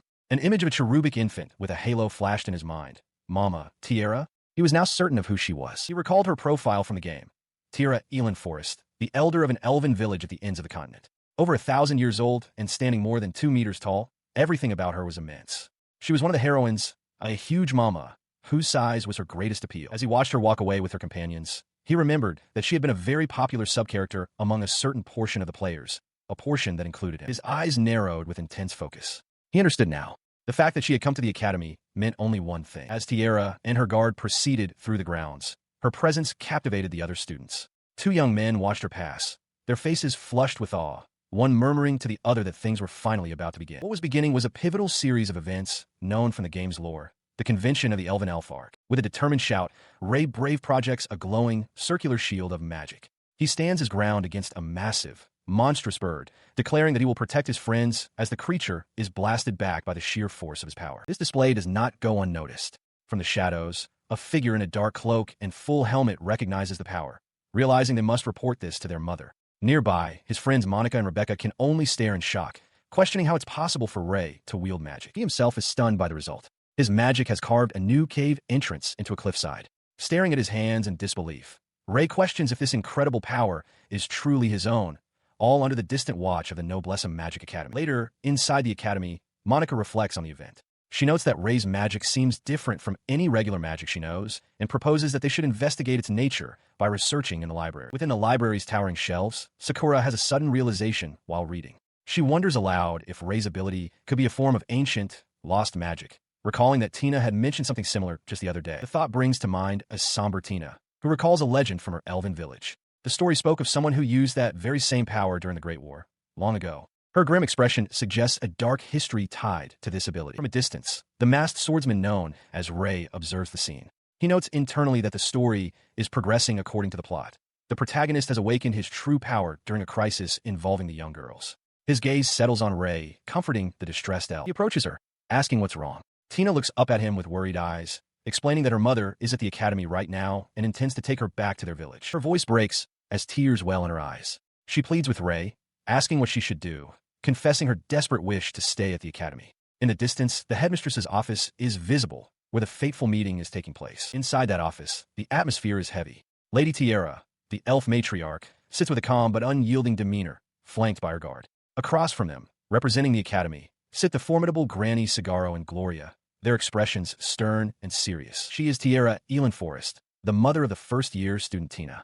As the great woman who has reigned as ruler of the elves for a very long time, she now sits before the academy's leadership. Gloria confirms her understanding of the request, a leave of absence for her daughter. The instructor finds the situation unheard of, internally noting that Tiara's presence is so overwhelming that she seems twice her size. The elven ruler then takes a serene sip from her teacup and specifies the duration of the requested leave, 100 years. Stunned, Gloria immediately asks if her student has agreed to this decision, insisting she cannot ignore Tina's wishes. Tiara calmly explains that due to pressing circumstances, it has been decided that she must serve as the next head of their village without delay. Her guard cuts the conversation short, coldly stating that no one is asking for the instructor's opinion and that she should simply comply. The sharp remark causes Gloria's grip to tighten, snapping the pointer she holds in her hand. Breaking the tension, Granny Sagaro chuckles. She muses on the absurdity of a 100-year leave of absence, calling it a very elf-like request and dryly hoping the academy will still be standing in a century. She takes a thoughtful puff from her long pipe, her expression turning serious as she gets to the heart of the matter.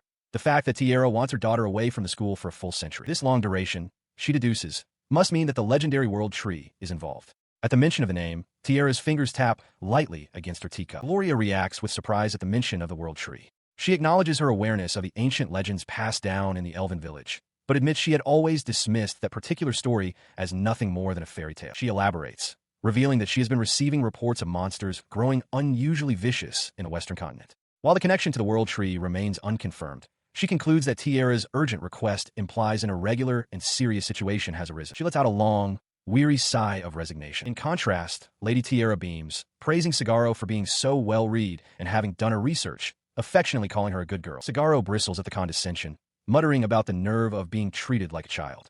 Tierra's expression turns serious as she warns that it is improper for a kid to meddle in the grown-up affairs of the world tree. Her elven guard reinforces the point, declaring that the issue concerns their village and that Lady Tina must fulfill her generational role as its priestess. He firmly requests that the Academy refrain from interfering in their matters. From her seat, Gloria confirms that this is a holy ritual, one that Lady Tierra herself conducted 800 years ago. Tierra elaborates with a determined, shadowed expression, stating that they will simply have the world tree go in a slumber for a mere 100 years. As the discussion concludes and the elven delegation departs down the long hall, a dark, jagged aura manifests in the empty space, a silent observer to the proceedings. From his hidden vantage point, the masked swordsman muses that events are unfolding according to the plot. Tina will leave the academy tomorrow. His thoughts are cut short as a hand suddenly clamps down on his head. He is yanked violently from his hiding place, looking up in shock to see Lady Tierra. She remarks that she had felt a strange tickle in her nose and now realizes it was the boy from earlier. He stares, stunned, as she leans in with a menacing look, asking if he's playing hide-and-seek.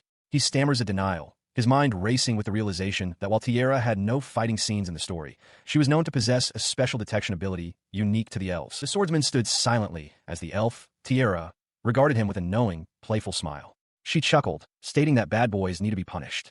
After confirming her suspicion that he had been eavesdropping, she announced that she had decided on the perfect punishment for him. Her smile widened into a radiant, almost motherly beam as she revealed the nature of this strange retribution. He was about to become her baby. In a flash of unseen magic, he was transformed, regressed into a toddling infant with a pacifier. Uttering a panicked babo, he scrambled away with shocking speed as his small, winged companion gave chase, astonished by how fast the newly infantilized warrior could move. In the royal capital, a grand carriage comes to a stop. Inside, the young man introduces himself as Demonio. The elf woman, smiling warmly, finds it admirable that he could say his own name. She introduces herself and invites him to call her Mama Tierra. Watching from nearby, her elven guard sighs in resignation. He mutters to himself that this is Lady Tierra's bad habit, feeling a sense of pity for the young man who must be feeling utterly humiliated. As a result of this habit, Demonio is suddenly transformed into a cherubic baby, complete with a pacifier. He happily exclaims, "Yes, Mama Tierra," as she holds him, much to the shock of her guard in the background. Now seated comfortably, Tierra cradles the baby Demonio, cooing about how adorable he is. Her guard, still aghast, wonders aloud how a human man could be weakened so easily. The small, floating companion dismisses his concern, stating that this is just how Demonio is. She continues to dote on him, holding a spoon to his mouth and encouraging him to open wide. Their day continues at a park, where delighted Demonio laughs, while Tierra pushes him on a swing set. Later, she gently cradles the sleeping baby in her arms, a serene expression on her face. He lies on a park bench, overcome with bliss. He thinks to himself that he is so happy he could die. His small companion simply remarks, "Good for you." The elf guard finally intervenes, telling Lady Tierra that she is taking her jest too far. He warns that the same applies to their upcoming meeting at the academy, stating his suspicion that the headmistress, Sagaro, is someone they must be wary of and that Tierra should act more carefully around her. She turns to her guard, calling him Sharon, and tells him not to be so earnest. With a knowing smile, she dismisses his worries, beginning to explain that, after all humans are. She reflects on the nature of humans, seeing them as small, immature, foolish, and short-lived. Because of this belief, she concludes that facing them head-on is a pointless exercise that only leads to exhaustion. Her current charge, however, was now arriving at her accommodations. Inside a luxurious hotel room, the infant Demonio toddles forward. Understanding this is where Lady Tierra is staying. His small, floating companion urges him onward. He finds her preparing to relax. Holding a bottle of oil, she explains that she is quite exhausted and playfully asks if he would mind giving her a massage. The small child obliges, climbing onto her back to begin. She acknowledges the difficulty he must face due to her size, but soon sighs in pleasure, praising him for finding the perfect spot. As he continues his work, his hands stray to a more intimate area. A flustered Tierra quickly stops him, chiding that a baby shouldn't be touching such places. She gently pats his head, thanking him for his efforts and promising to reward him. The infant Demonio beams, happily declaring he would do this for Mama Tierra whenever she wishes. His cheerful response seems to change her demeanor. Her expression sharpens, a knowing smile playing on her lips as she observes him, remarking that he is a truly amusing child. Her amusement stems from a deeper understanding. In a starkly different setting, a horned woman directly confronts Demonio, whose infantile act has completely disappeared. She asks what information he intended to extract by acting like a clown, as his floating companion realizes with shock that the baby persona was a ruse all along. Returning to the hotel room, a fully dressed Lady Tierra addresses a worried-looking student, Carol. Tiara explains that her guard, Sharon, informed her that Carol is a classmate of her daughter, Tina, and was with her during the recent dungeon exploration. She then gently asks if Carol's visit is due to her concern for Tina. Her question hung in the air, her expression a mixture of vulnerability and challenge. She asked Demonio directly if he considered her a terrible mother. He recalled how the atmosphere grew tense after that, making it feel wrong to call her Mama Tiara any longer. With their conversation concluded, he departed for the academy, leaving her behind. She, in turn, traveled through the night. Inside her carriage, Lady Tiara gazed out the window with a somber, distant look, the lights of the world outside blurring past her. The next day at the academy, Monica delivered shocking news to her friends. Tina had disappeared. Her mother had arrived first thing in the morning to take her away. Furthermore, Monica explained that, due to a decision by her village, Tina would be taking a 100-year break from school. The news stunned the group. Sakura, distraught, questioned if this meant they would never see Tina again. Beside her, Ray Brave clenched his fist, his expression hardening with resolve. He refused to accept it. Ray declared loudly that he would not acknowledge such a way of parting with her. In response, the hero's party immediately set out for the elven village. Their purpose was clear: to save Tina, who, they had learned, was to become a sacrifice according to the customs of her people. From a distance, Demonio watched them go, his arms crossed. As they traveled, Rebecca voiced her outrage, calling Tiara an insufferable parent for ignoring her daughter's feelings and forcibly taking her away. This perception aligned with the established narrative. Even in the game, Tiara was portrayed as a terrible mama at this point in the story. The image of a toxic parent was reinforced by the scene at the Rest Village.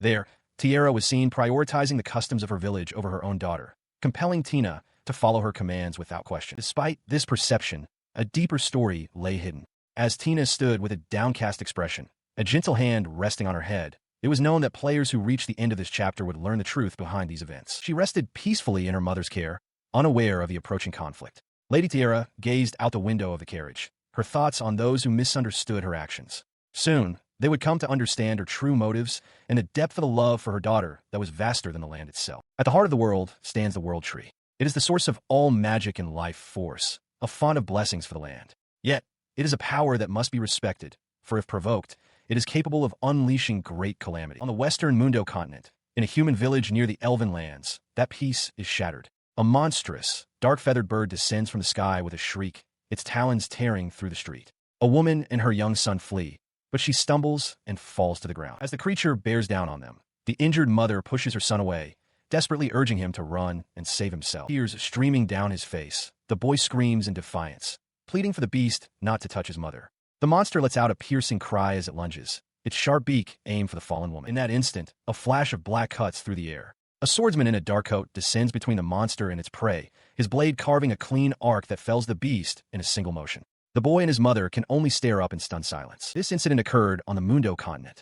The swordsman had been traveling with permission from his academy, heading toward the elf settlement known as Rest Village. Having dispatched all the monsters in the area, he assures the villagers that it should be safe for a while. An elder, overwhelmed with gratitude, thanks him profusely, but the swordsman calmly explains that there is no need for repayment, as this was simply part of his studies. The villagers murmur amongst themselves, surprised that a noble, and especially the young master of the traitorous Tridor family, could be so kind-hearted. The boy he saved approaches, his mother just behind him, and offers his heartfelt thanks. The swordsman places a reassuring hand on the boy's head, a slight smile on his face. He tells the child that, in that moment of defiance, he looked truly cool. He then imparts a piece of wisdom, telling the boy that if he wants to be a true man, he must become strong enough to protect his mother. The boy agrees with earnest conviction. He stands back as the villagers he rescued wave and cheer for him. His small, floating companion observes with amusement, noting that he's being treated like some kind of hero. Elsewhere, Sakura expresses her relief that they managed to save the village. She recalls that in the original story, this very village was wiped out by rampaging beasts in a single line of text, a fate they have now averted. The thought of rampaging beasts brings a grim expression to the swordsman's face. He knows the true cause is the instability of the World Tree. To prevent such calamities from striking the continent, the elves have a tradition. Once every few centuries, they offer up a village maiden. This ancient duty now falls to a new generation. 800 years ago, the maiden was Mama Tiara. In the present day, her daughter, Tina, is the one destined to fulfill that same role, a heavy burden visible in her somber expression. This very situation has led him to an office, where Granny Sagaro explains the political complexities. She states that the Academy had sensed something suspicious in the elf village, but because it's considered an autonomous district, they couldn't take direct action. She continues, clarifying that while the village is technically part of the nation, it functions almost as a separate country. This status requires a just cause to dispatch the official night order, which has caused the investigation stall. The situation is incredibly delicate. She explains that any careless resistance could easily escalate into an international incident. Because of this, even with Tina being a first-year student, they had no choice but to hand her over in silence. However, she offers a loophole. While the academy is bound by politics, students possess a certain degree of freedom. If they were to volunteer on their own, it would be more than the academy could hope for, and the action could be framed as mere extracurricular study. He understands her meaning perfectly. His thoughts turn to his comrades. He knows that Ray and Rebecca also arrived recently with the same objective, to save Tina. With his resolve set, he turns and walks toward the door. As he leaves, he tells her that as for the girl, he will leave her to them. Watching him go, Sagaro confirms to herself that his aim is the same as theirs, even if his methods may differ. The masked swordsman stands at the entrance to a dense forest, his small, round companion floating beside him. The creature asks if the elven village lies deeper within the woods. Turning with a look of grim determination, he declares that as for him, he has a woman of his own that he needs to save. His thoughts clarify his true objective. If events unfold as they did in the original story, the one destined for sacrifice in this arc is not the daughter, Tina, but her mother, Tiara, who is currently bound and helpless within the forest. Outside a large tent pitched in a clearing, Demonio activates a communication device, intending to make a routine check-in with Gloria. His call catches her completely by surprise. Gloria yelps, startled in the middle of changing her clothes, which in turn leaves Demonio utterly aghast. He recoils in a panic, covering his eyes and stammering an apology. He insists he thought the matter might be urgent. His small, round companion floats beside him, skeptically questioning if he truly didn't do it on purpose. Still partially undressed, Gloria accepts his explanation with a simple acknowledgement. Her mind already on other matters, she asks if a nearby beast had been dealt with. He chuckles, regaining his composure. His companion praises his skill, noting that it never ceases to be amazing. Now fully dressed, Gloria apologizes for having left Tina's situation entirely in the student's hands, but reassures him not to worry about it. Looking at her with sincere admiration, Demonio expresses that he now completely understands the depth of her care for her students. Sometime later, as they walk through the woods, he reports that Ray and the others arrived at Rest Village the previous day. Contrary to what might have been expected, their reception was friendly. However, he adds that they haven't received any word since. His companion floats up beside him, posing a logical question.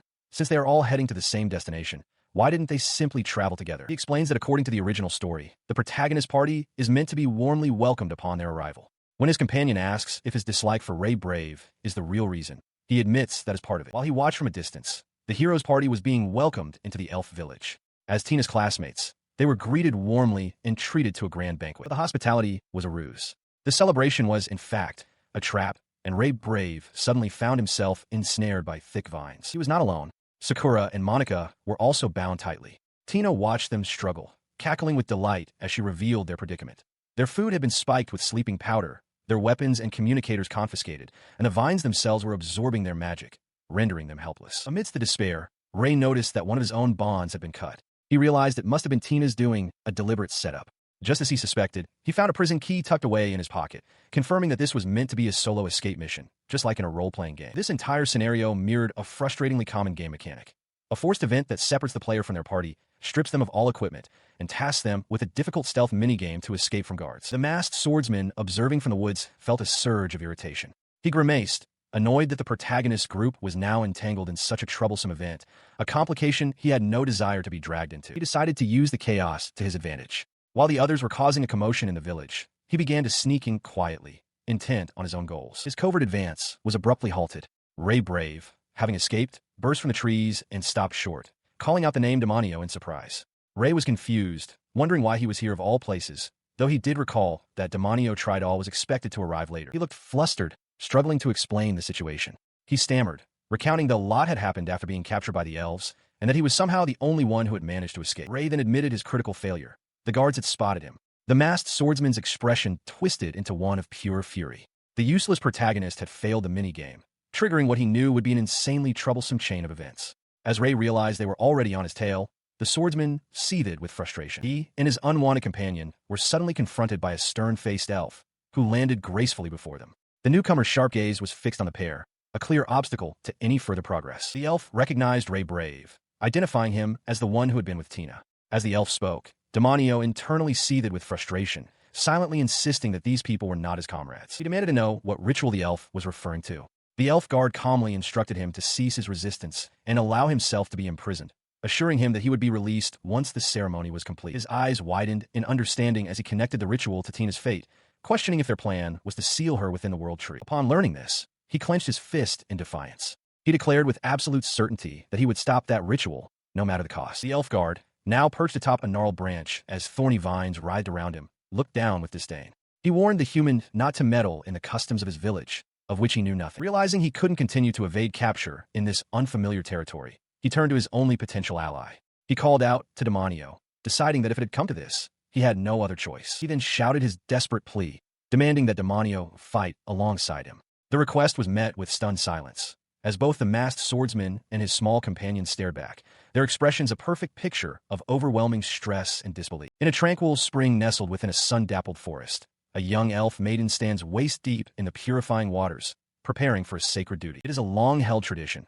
The maiden who dedicates herself to the world tree must first cleanse her body in this very spring. She closes her eyes, embracing the solemnity of the moment. The water ripples as another figure joins her. It is Tiara, who remarks that the ritual brings back memories, for she performed the very same rite 800 years ago. She reassures the young maiden, Tina, telling her not to worry. Before the ritual, there are many preparations, and she promises to be with her every step of the way. With a gentle expression, Tiara leans closer and softly asks if Tina is scared. Tina looks away, her face a mask of resolve, and insists she is fine. She understands it is an important duty. If she fails to perform it, everyone will suffer. Tiara quietly acknowledges her words as a single leaf drifts across the water surface. Tina hesitates for a moment, something still weighing on her mind. Her resolve wavers as she turns back, her eyes wide with worry, and asks about everyone at the academy. Tiara simply replies that she knows. As Tiara calmly promises Tina not to worry, assuring her that she will handle everything, the scene shifts.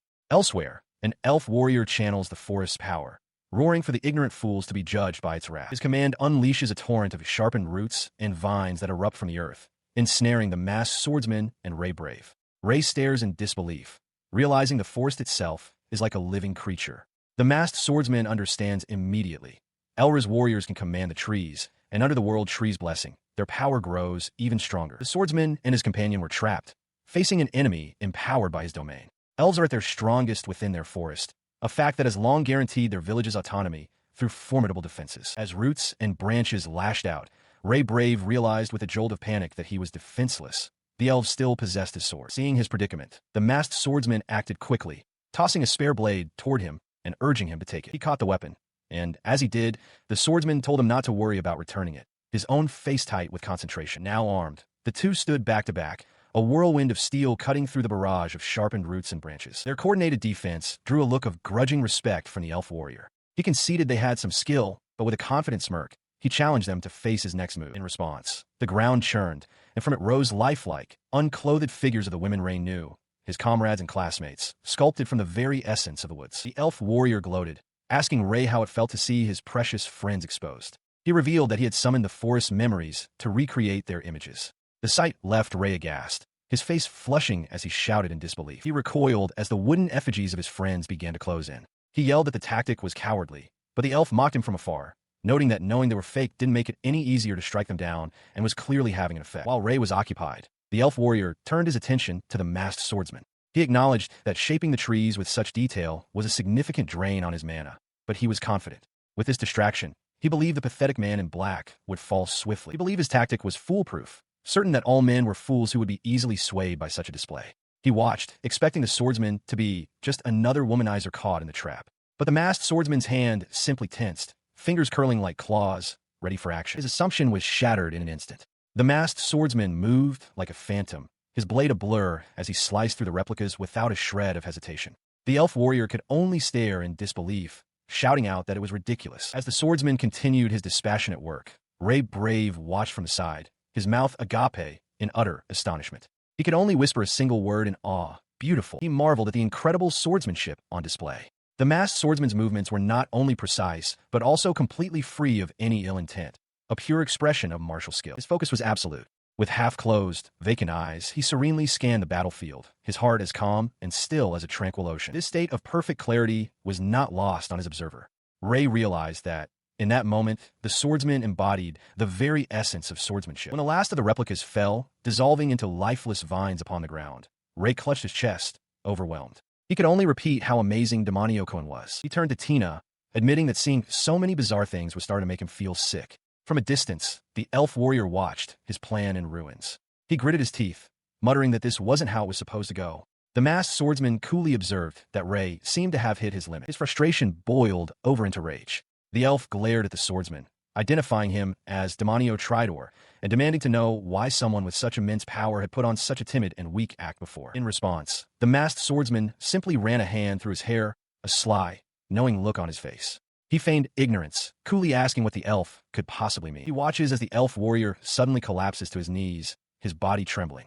With a strained voice, the elf admits defeat. The abrupt surrender leaves the swordsman completely bewildered, wondering aloud what is truly going on. His small companion floats beside him, equally confused by the turn of events. With the immediate threat handled, Ray Brave urges his companions to return to the village. The bound elf guard, however, challenges their departure, asking if they truly intend to stop the sacred ritual. Ray apologizes, promising he will come back later to help him. His voice is laced with urgency as he explains the dire situation. The world tree is in a dangerously unstable state. He warns that if an elf priestess is not offered as a sacrifice without delay, a great calamity will befall the entire continent. He continues, stating that the recent violence among the nearby beasts is nothing but a prelude to the disaster to come. Hearing this, Ray Brave glances back, a flicker of confusion on his face. The elf's warning paints a grim picture.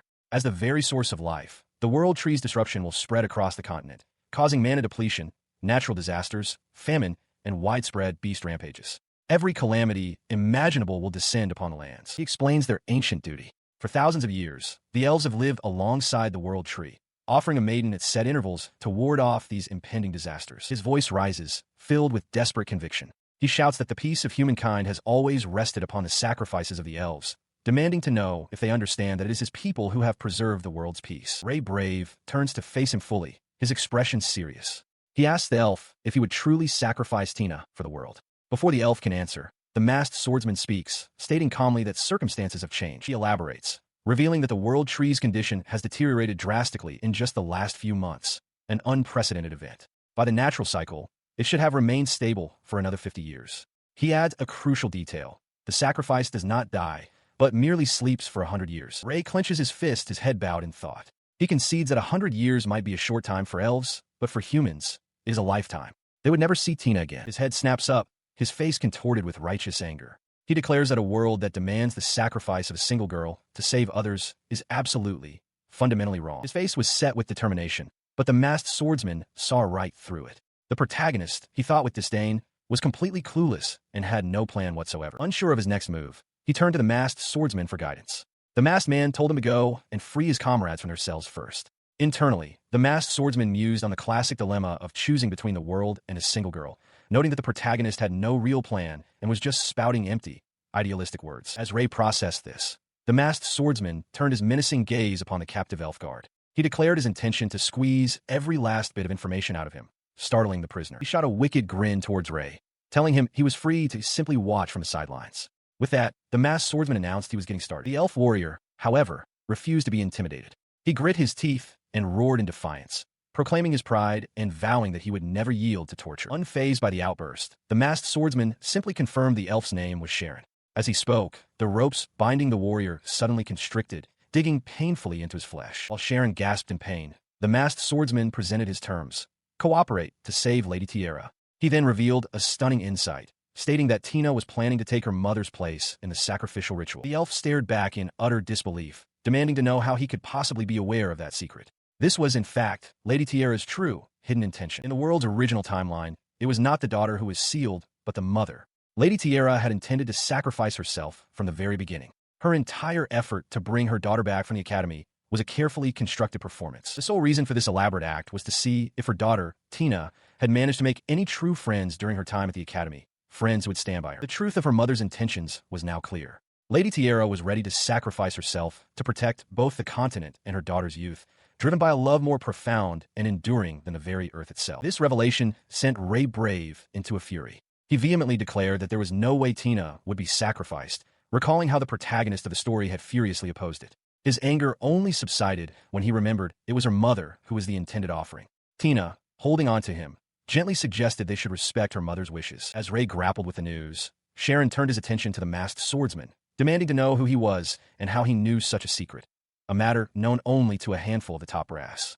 The swordsman, however, was internally seething, frustrated that the damned protagonist was so understanding only when the mother was the one in danger. He knew there was no time to waste.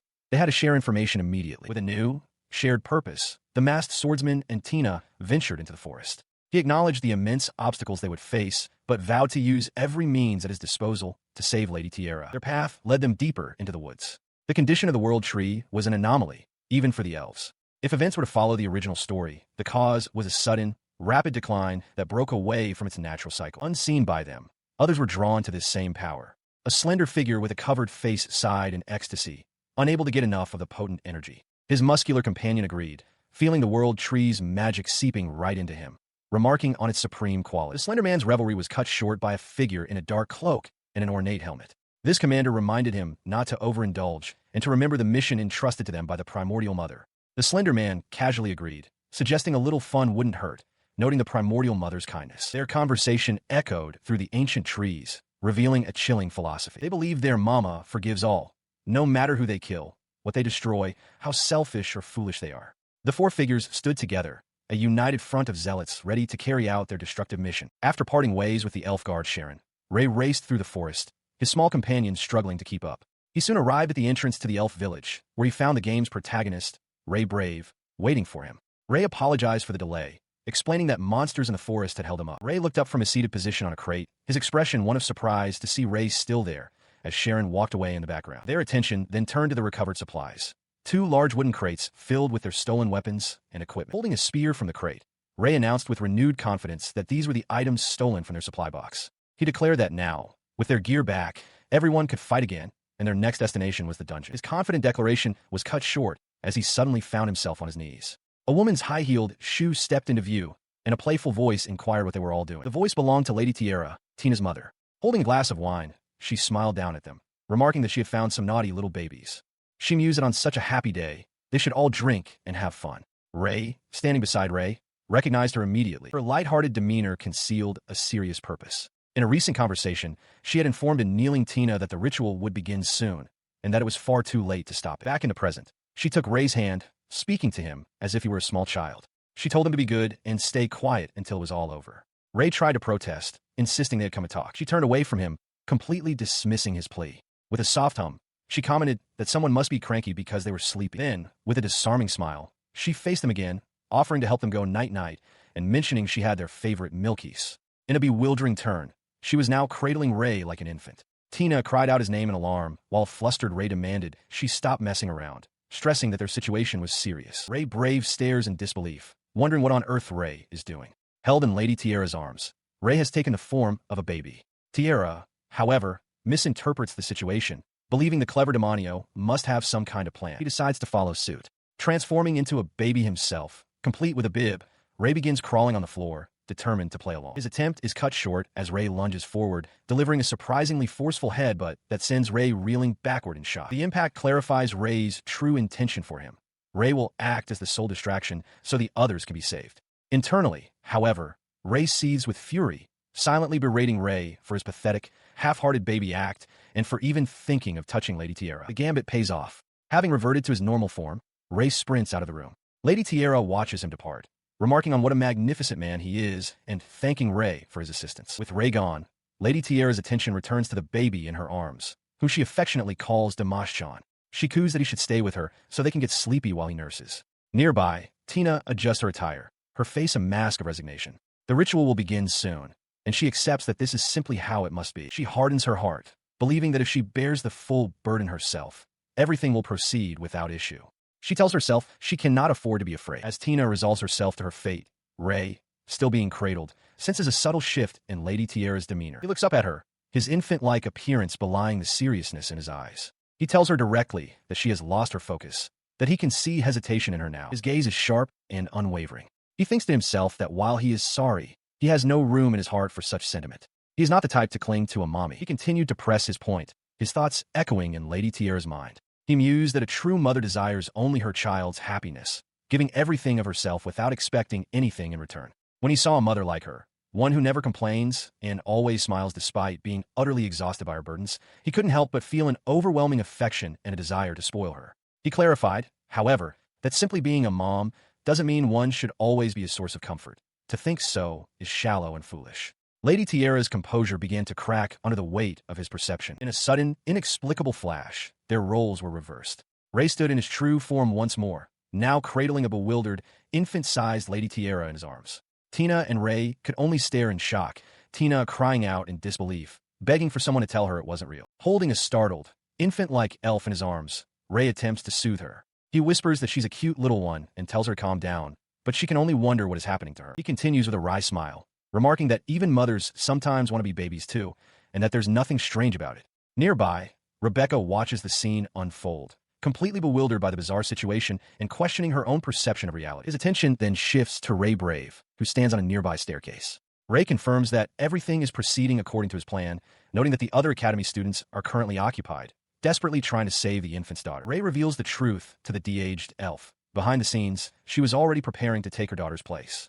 A memory surfaces of her adult self purifying her body in a spring and drinking sacred wine, completing the ritual of a shrine maiden. The realization dawns on her infant face. He looks down at her, his expression hardening slightly. He confirms that he learned of her plan from Sharon, calling her a naughty child for her secretive actions. Now sitting with her, he presses the point. He knows she understood the stakes, that sacrificing herself and her daughter was, in her mind, the only way to save the world, and questions if she intended to let events unfold without intervention. The weight of his words causes the tiny elf to tremble.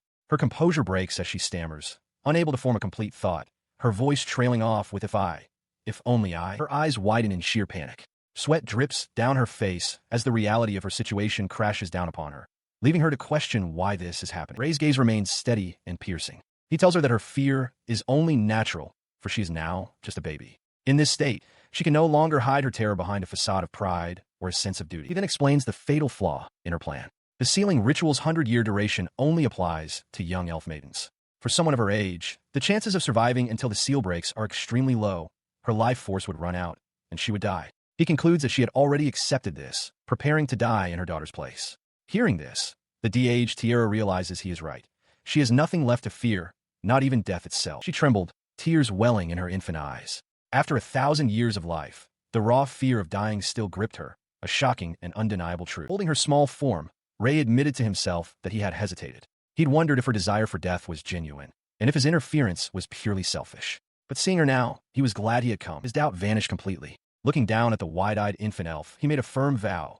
He would save her, no matter what it took. The moment was shattered by a sudden intrusion. 2 elf guards burst into the hallway, spotting him immediately. "Found you," one shouted, demanding to know what he was doing there. With a swift kick, he sent the guards sprawling. "Can't be helped," he called back over his shoulder as he fled. "We'll meet again, Tierra Mama." In the aftermath of his departure, a flash of light enveloped the room, and Tierra suddenly returned to her adult form, utterly bewildered by the transformation. The guards scrambled to their feet, one shouting for the other to pursue the intruder.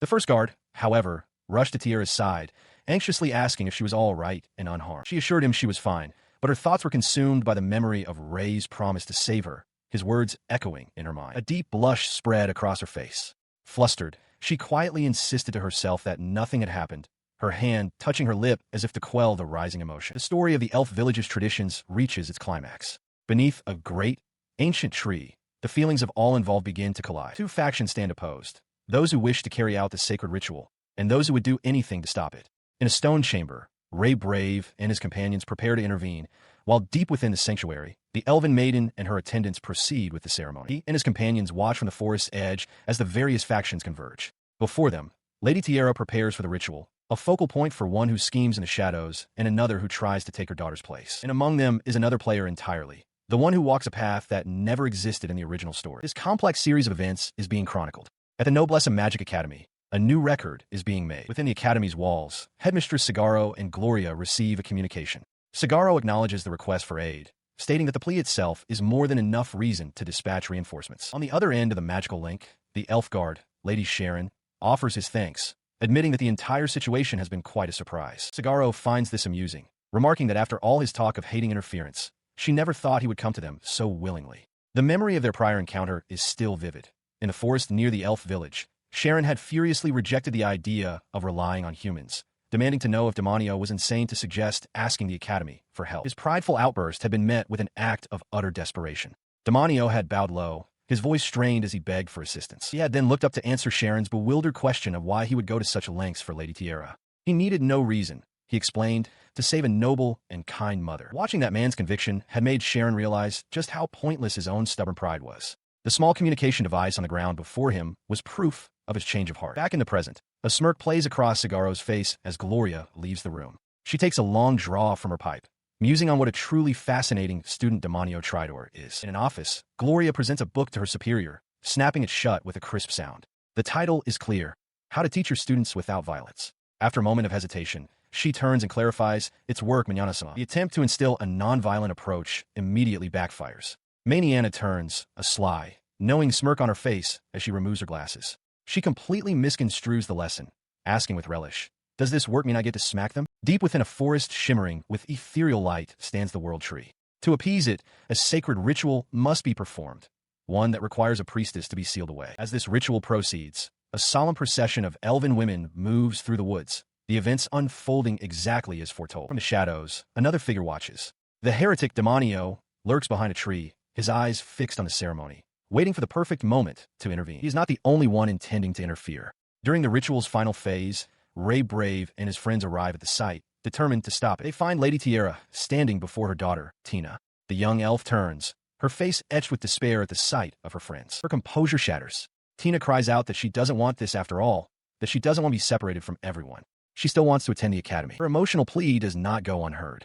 Lady Tierra calmly reaches forward and removes the ornate ceremonial hairpiece from her daughter's head. She then places the delicate circlet upon her own hair, a gentle smile on her face. She tells Tina that she was waiting to hear those very words. The sudden substitution clarifies everything for Ray Brave. He asks if she planned from the beginning to take her daughter's place, and Lady Tierra confirms that the elven leaders are already aware of the change. As Tina cries out for her mother, she is held back by Sharon and another guard. He informs her that this is the decision Lady Tierra has made for herself. Her face pale with shock, Tina listens as the elf guard explains her mother's intentions. He states that Lady Tierra plans to willingly sacrifice herself to resolve the crisis, entrusting the future of the elves to her daughter. The guard insists that they must not interfere with such a noble resolve. As she trembles, Ray Brave gently holds her shoulders, his expression somber. He urges her to respect her mother's wishes, but Tina can only look up at him, her voice barely a whisper as she says his name. Meanwhile, as Lady Tierra ascends the final steps, her mind drifts back in time. A wave of nostalgia washes over her as she remembers a similar moment from long ago. The memory is from 800 years in the past, a time when she loved a human with all her heart. He was a traveler who had come to her village by chance. Yet, as she reminisces, a sad truth surfaces. With the passage of centuries, she can no longer recall his face. She recalls the painful end to their love, a bond between two different races, a human and an elf, that was ultimately ripped apart by the cursed customs of her people. Returning to the present, she stands before the threshold of her fate, to enter a slumber for a century, assuring peace for the continent. This, she accepts, is the duty of a priestess. Yet, the memory of his final words still rings in her ears. He had shouted his promises to her, vowing to always wait, to stay alive for 100 years, and to keep loving her even after he had grown old. His desperate vow had made her happy, and despite knowing it was an impossible promise, she had allowed herself to believe that a miracle might happen. As the ritual commences, thick, shadowy tendrils from the world tree lash out, ensnaring her body. She understands the truth of her fate. The century-long slumber is not sleep at all, but a metaphor for something else entirely. While sealed, her consciousness is connected directly to the world tree. Her mana and intelligence are continuously drawn upon, leaving her aware but trapped. She is now in a world devoid of light and sound, completely unable to move. She merely waited for time to pass, hoping that in the emptiness and loneliness, she would one day be reunited with him. For 100 years, her prayers for a miracle were the only thing that kept her going as her feet finally touched the grass once more. But no miracle had happened. She stood alone before a weathered gravestone under a gray sky. She was told that for a human, he had lived quite a long life. The inscription on the stone confirmed the truth. He had died of old age 15 years before her seal was lifted. Her eyes widened as she learned he had been surrounded by his children and grandchildren when he passed. The story continued. Only a year after she was sealed away, he had married another woman. He was blessed with wonderful children and built a happy family. He ended up living a most happy life, surrounded by many grandchildren. He never even mentioned her once, not even when he was about to die. The full, horrifying realization struck her. While she was sacrificing herself for the sake of the world, he was making the best of a happy life with another woman. When she finally processed that reality, it felt as though everything had become worthless to her. She sat slumped in a chair, an empty wine glass beside a full bottle. She took a slow drink, coming to a bitter conclusion. It was her own fault for getting her hopes up for a human. She lay there, a wine glass held loosely in her hand, her face flushed with sorrow and drink. A bitter thought surfaced, a pathetic wish that if he was going to choose another, he could have at least waited another 10 years. The realization of her own foolish hope only deepened her self-loathing. Lady Tierra recalls a time when her love for humanity was slowly being dyed black. Once she began to hate them, Only their ugly parts stood out, their destruction of the forests, their endless wars, and their base desires. She remembers a human who once swore he would never forget the debt of an elf saving his life. But times had changed. 50 years had passed, and others argued that it was unreasonable to expect children to keep promises their parents made. The man was long gone. With a quiet sigh, she decided to forgive it all. With a serene smile, she came to a conclusion. Humans were no different from babies. There was no use getting worked up over every single thing they did. And with that realization, she gave up on them entirely. After that, her life became monotonous. She addressed her fellow elves, explaining that she simply worked to fulfill the duties that had been passed down through generations, devoid of any personal purpose. This sense of obligation extended even to her most intimate moments. She harbored no love for her partner. She merely produced children out of her duty as an elder. But despite the circumstances of her child's conception, the moment she held her newborn daughter, everything changed. She loved her child with all of her heart. This profound love reshaped her worldview. Addressing her daughter, Tina, in her thoughts, she acknowledged that she herself could no longer face humans. However, she was certain that Tina could succeed where she had failed. She now wants to give Tina the time to spend her youth alongside people, with her friends, a chance that was taken from her. A brief memory surfaces of her own time with a human lover, a time cut short, leaving her to mourn alone at his grave. As she descends a staircase, she feels a sense of conviction. The youth that Tina will spend with humans, she believes, will surely carve a path for a new future for both elves and humanity. Watching Rei and Sakura clasp hands, she feels a momentary waver, a flicker of doubt. But she quickly steels herself. For the sake of that future, she, as a mother, will accept all of the humans' asinine customs for eternity. Her resolve is firm. She declares there is no way she is wavering. Suddenly, she is seized by thick, vine-like tendrils that erupt from the ground, binding her tightly. She can only gasp in confusion. As the tendrils constrict, she feels an ominous presence, something different from the one she encountered 800 years ago. A cruel laugh echoes around her as she realizes something is terribly wrong. The source of the laughter reveals himself, a slender figure perched casually on one of the tendrils. Bound and helpless, Tiara demands to know his identity. The figure merely chuckles, remarking that he didn't expect things to go so smoothly, and finds it all too amusing to laugh. He begins to taunt her, calling elves a backwater, insular race that always tries to solve things on their own. He explains that he predicted that by meddling with the world tree, the elves would panic and rush to perform the ritual, noting that their long lifespan is their only redeeming trait. The figure continues, revealing a dark symbol glowing on his palm. He admits it was unexpected that Tiara became the sacrifice instead of her daughter, but he nonchalantly states that he can work with this outcome. He then cruelly mocks her motivations, questioning if what she feels is truly motherly love. As the tendrils squeeze her, he laughs at the idea of a 1,000-year-old being talking about love, finding a right. The antagonist declares that everything is proceeding according to his design. His final step is to siphon the mana of the world tree, using her as the conduit. He looks down on the trapped elf and delivers a final, crushing remark, telling her that her noble sacrifice was all for nothing. He calls it a crying shame as tears stream down Tiara's face. The figure leans in, his expression one of pure malice,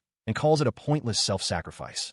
With a grotesque flick of his tongue, he offers his sincerest condolences. His taunts were cut short as a fist slammed into his face, silencing him mid-sentence. Below, Lady Tiara and the masked swordsman looked on in shock at the sudden, violent intervention. The blow sent the slender antagonist flying backward with a cry of pain. The masked swordsman stood firm, his fist still clenched, confirming to his companion, Pena, that he had been aiming for this exact moment. The enemy, he noted, always shows up to hunt its prey the moment you don't know where it is. This intervention was a stark deviation from the original, tragic course of events. In the world as it was first known, Mama Tiara's mana and life force were completely siphoned, leaving her an empty husk before she passed away. As the immediate threat subsided, Lady Tiara looked toward her rescuer with a dawning, tearful recognition, weakly calling out a name, Demo Boy. He stood before her colossal form, flanked by Pena, and offered an apology. It had been a very close call, he admitted, addressing her respectfully as Mama Tiara. From a distance, their defeated foe struggled to his knees, demanding to know who they were.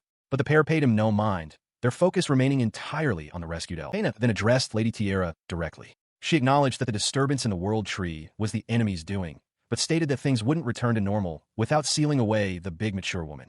She bluntly asked if Tiara planned to offer up her daughter as a sacrifice to solve the problem. Before Tiara could answer, the masked swordsman spoke with conviction. He declared he would not do anything that went against Mama Tiara's wishes, reassuring them that he had a plan. Pena added her own resolve, vowing to protect the mamas and the daughters they wished to protect. The masked swordsman drew his dagger, explaining that doing both is what it means to love mamas.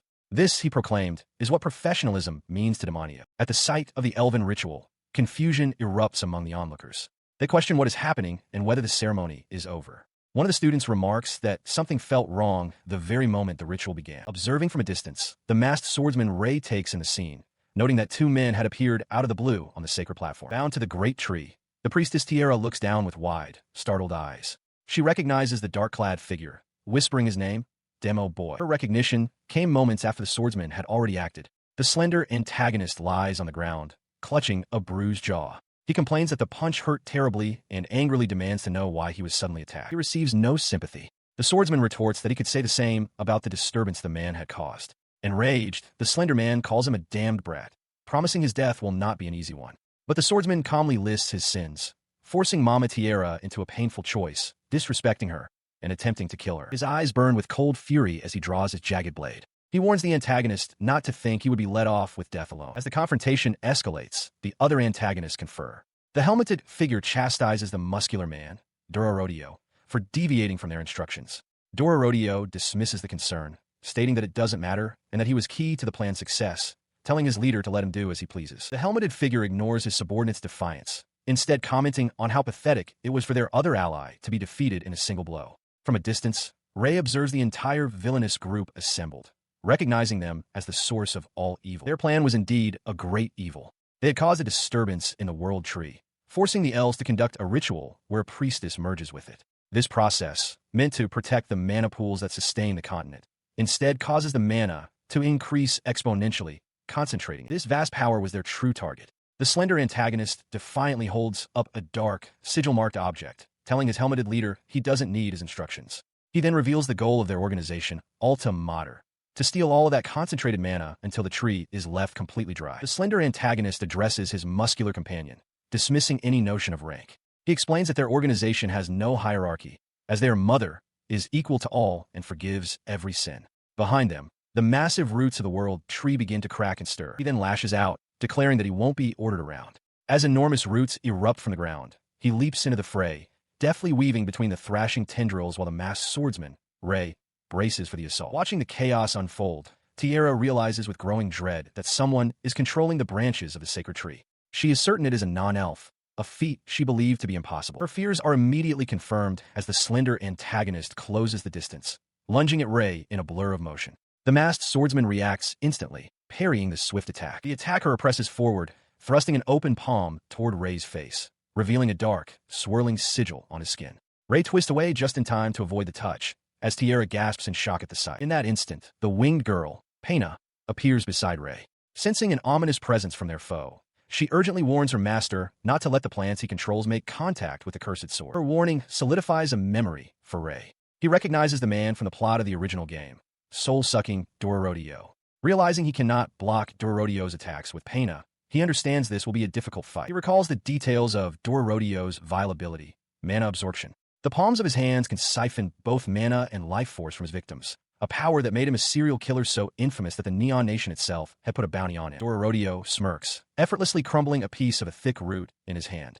He taunts his opponent, telling the perceptive brat not to dare run away. He internally gloats, confirming that the trick used on the world tree was his doing. His powerful mana absorption siphons energy from the very roots, and, as an added ability, he has now gained control over the trees and plants themselves. He casually remarked that it had just occurred to him how foolish it would be to fight the swordsman head-on. With that, roots shot up from the ground, wrapping tightly around Mama Tiara and eliciting a cry of pain. He taunted the swordsman, noting his apparent care for the elven old hag, and declaring her hostage. He issued a stern warning.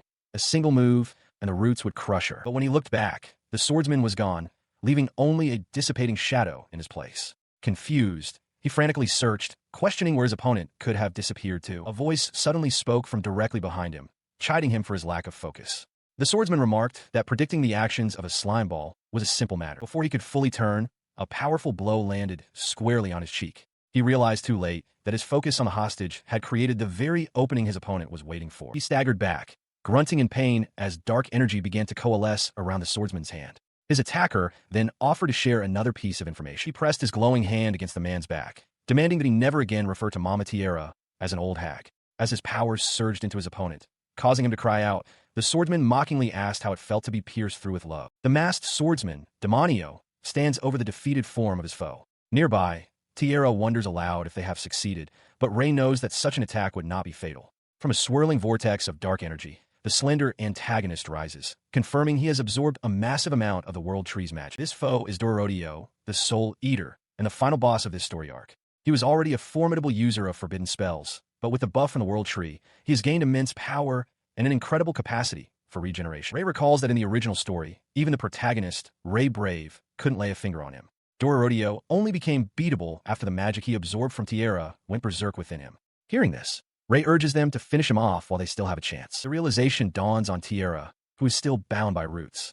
If they're to save her this time, they cannot rely on a convenient, last-minute weakening. They must defeat him at his full power, with no shortcuts. Demonio listens, understanding the gravity of their new predicament. From a distance, the muscular antagonist warns Dorodio not to get cocky, reminding him that Demonio is no ordinary student. Clutching his chest, Dorodio snarls, dismissing their opponent as a mere brat. The helmeted figure observes the swordsman, noting his exceptional combat ability and instincts, so sharp they seem to predict the future. They identify him as Demonio Tridor, revealing that even the primordial mother has her eye on it. In a flash, he moves, sweeping Tierra up into his arms. She cries out in surprise, but he quickly reassures her that he is fine. He braces himself, telling her to hold on tight as he prepares to flee. He leaps away with her. Enraged, Dorodio bellows that the shrine hag will not escape and begins to give chase. The helmeted figure calls out, warning him not to pursue them so recklessly. However, the muscular man stops his helmeted companion. He tells them to leave Dorodio be, reasoning that he cannot win in his current state and should be allowed to run wild. The helmeted figure remarks on how quickly he has taken Demonio's side. He clenches his fist, explaining that he can't help it. He owes Demonio. After all, when Demonio absorbed him, he shared some of the World Tree's power. He roars with laughter, feeling the overwhelming power of the World Tree surging through his body. He declares this newfound strength will be the end of them all. In the distance, a massive explosion erupts where Demonio and Tierra stand. He clenches his fist, realizing this is the perfect chance to test his new power. He recalls their original plan. Once the ritual was complete, they were to wipe out the elves entirely. His gaze falls upon the two who remain, an elf warrior and a student. He approaches them, commenting that he expects them to have at least some backbone as Ray Brave stands ready with his sword drawn, protecting the nervous elf guard. Meanwhile, Demonio races through the trees, carrying Tierra in his arms. She looks back, calling his name with concern. He strains, reassuring her that she isn't heavy at all. He explains that the gravity is just stronger than he anticipated. Tierra, concerned, clarifies that wasn't what she meant. As they continue their escape, he provides an update on their pursuers. He explains that the other two stayed behind, but one of them is chasing them now, a single, immense power that seems to be swelling. She wonders aloud if what she's sensing is an elf's tracking ability. Demonio, his expression grim, cuts her off, insisting they need to get back immediately. He tells her not to worry about the pursuit. Their priority, he declares, is to save everyone in the village. He admits that ideally, he'd be able to solve everything on his own, but unfortunately, he's still too inexperienced. He confesses that he's just an ordinary student, after all. Back at the site, Dorodio decides he will use this opportunity to make full use of his student's privileges. With a powerful grunt, he lifts a massive slab of rock from the ground as his two companions remark that they have just arrived. He unleashes his power, tearing a colossal chunk of earth from the ground and hurling it towards the helpless pair. As the massive projectile descends, he speaks of a privilege granted only to students, a concept that hangs in the air with the impending doom. The immense boulder plummets from the sky, a mountain of stones set to crush them. From the ground, they can only watch in horror as it fills their vision, a dark shadow sealing their fate. But before it can strike, a flash of steel and white cuts through the air.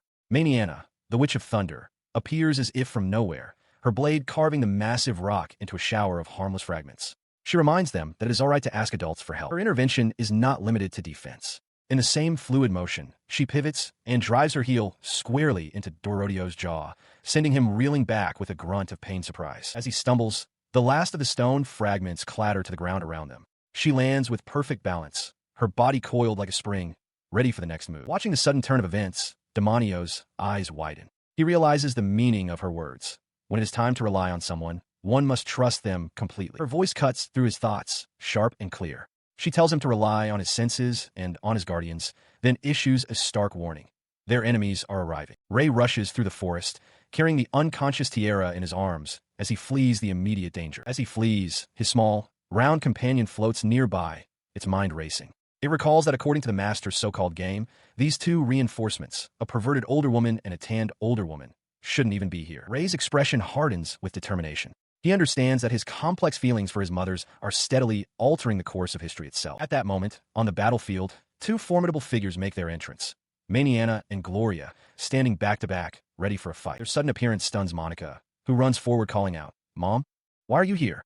Gloria turns to her with a warm smile, replying that she couldn't possibly stay away when her adorable daughter was in trouble. She explains to the gathered students that they received an official rescue request from Sharon, one of the village's senior officers.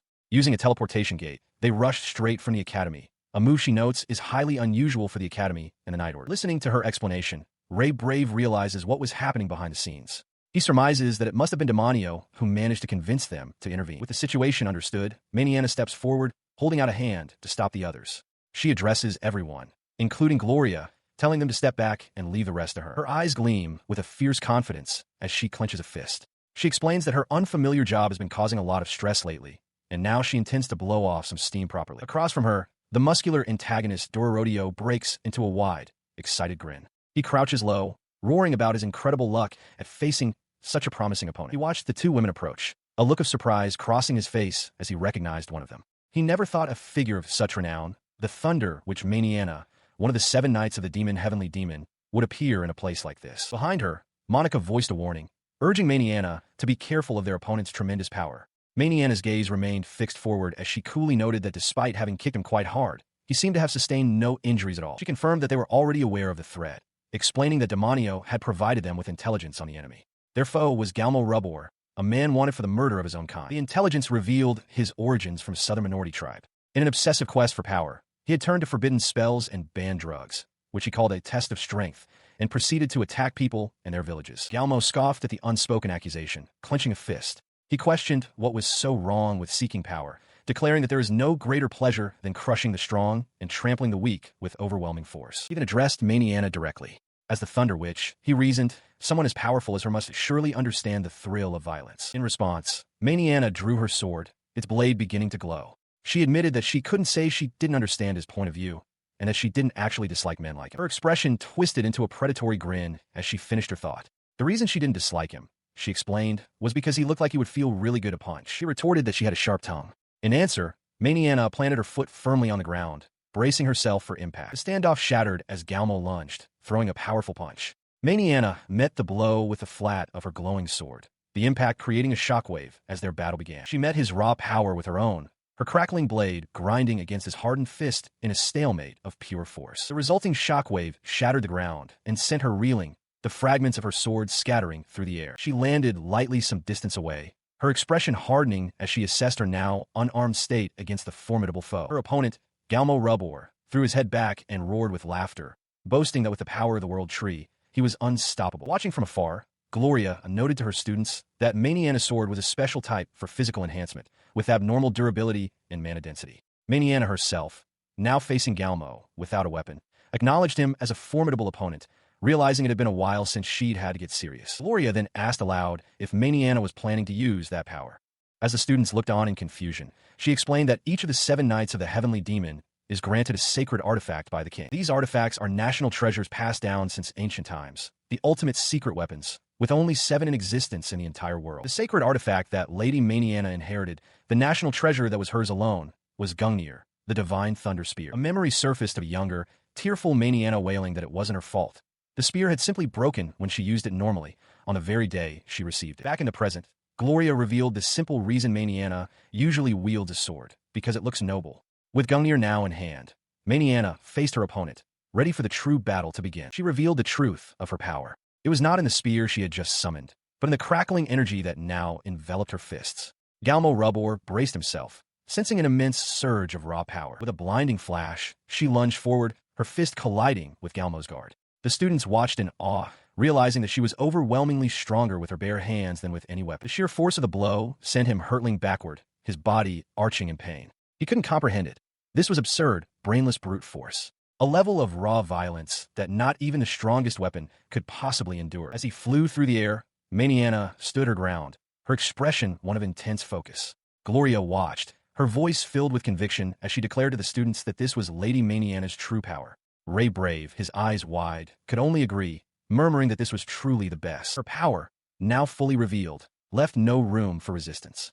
Galmo Rubor lay defeated on the ground, unable to move, as Maniana stood over his fallen form. With the battle concluded in an instant, she relaxed completely, feeling refreshed. She gave a confident wink, remarking to herself that she preferred a job where a single punch could settle everything. a fitting display for the one known as the One-Punch Mama. Observing the aftermath of the battle, Gloria turns to Ray Brave and begins to explain Maniana's power, admitting that a logical explanation is difficult. With a single blow, Maniana had neutralized the threat. She elaborates that by layering multiple high-level lightning spells into an extremely precise composite, Maniana can move at lightning speed and unleash attacks on the scale of a natural disaster. She adds that the most terrifying part is that Maniana accomplishes all of this purely by feel, without any real understanding of the complex mechanics herself. Gloria mimes the process as a simple squeeze, boom, and then boom. Impressed, Ray Brave remarks on Gloria's extensive knowledge. She reveals her insight comes from personal experience, explaining that back in her days with the Night Order, she was part of a unit that Maniana herself commanded. She describes it as a demon unit whose only standing order was full army charge, operating on the principle that if they just charged forward, things would somehow work out. The unit, she notes, was disbanded rather quickly. At that moment, Maniana, who had been kneeling, groans in discomfort. However, she quickly rallies, clenching a fist with a fierce grin, declaring she's not nearly satisfied and is ready to keep moving. As she tries to rise, a dark power ensnares her, and she feels her mana being drained away. A tall, helmeted figure emerges, acknowledging Maniana as the Thunderous Witch and confirming she is beyond the norm. The figure states that while their plan failed, the decision to tame and brainwash her was correct. Monica rushes to Maniana's side, calling her name in alarm. The antagonist reveals that a wedge has already been carved into Maniana's body. A glowing, intricate mark manifests on her side as the figure explains they were just one step from completing the brainwashing when they were interfered with. Elsewhere, Demonio Tridor reflects on the enemy's methods.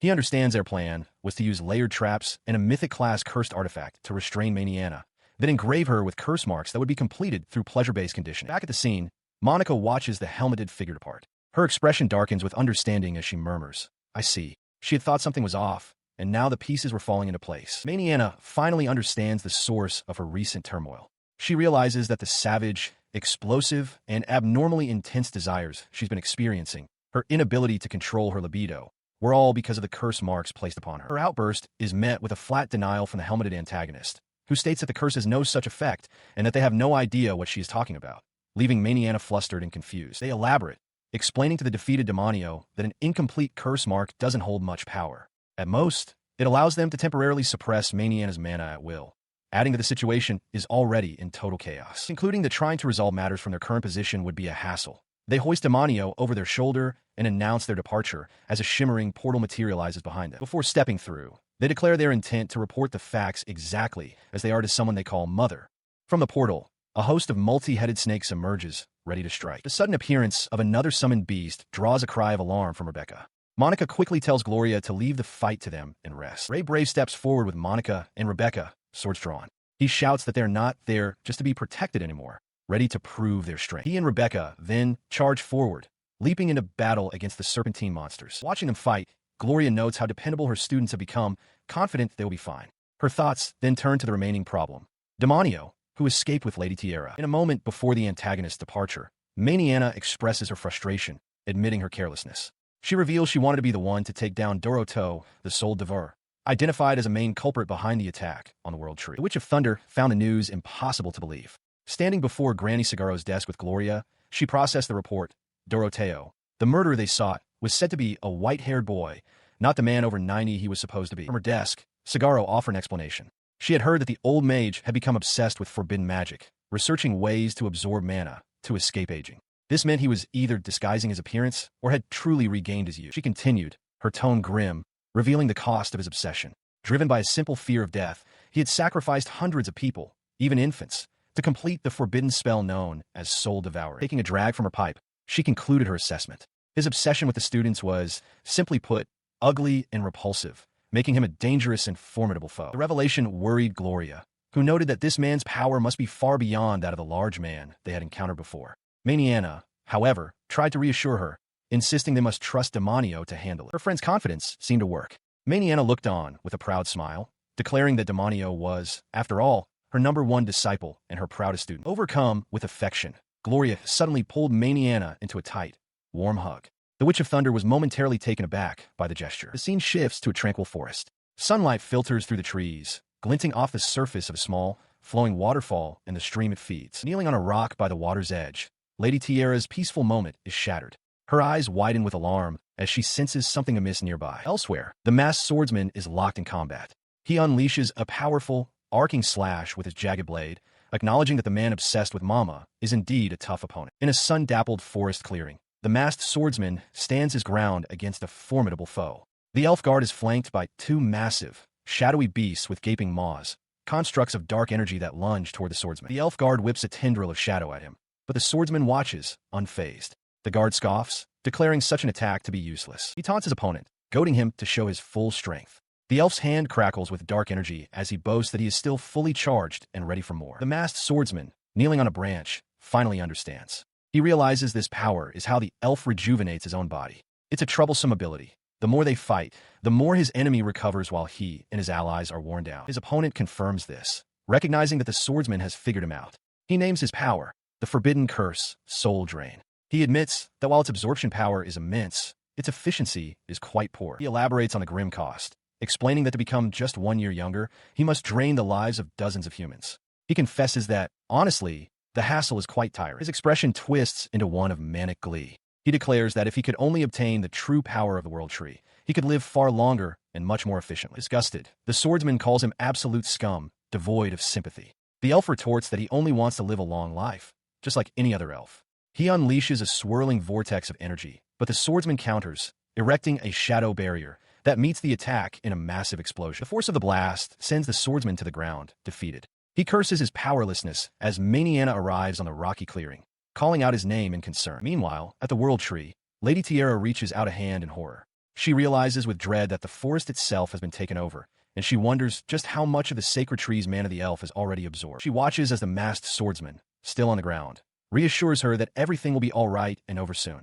Confused and distraught, she can only ask why. Her question becomes more specific, her voice trembling as she demands to know why he, of all people, is protecting her. He initially claims there is no particular reason, but then pauses, conceding that if he had to give one, he could. He begins to explain that it's because, for a very long time, she has meant something specific to him. Memories surface, images of her from long ago, moments of joy and care as a mother with her child. He finishes his thought with intensity, declaring that to him, she has always looked like someone asking for help.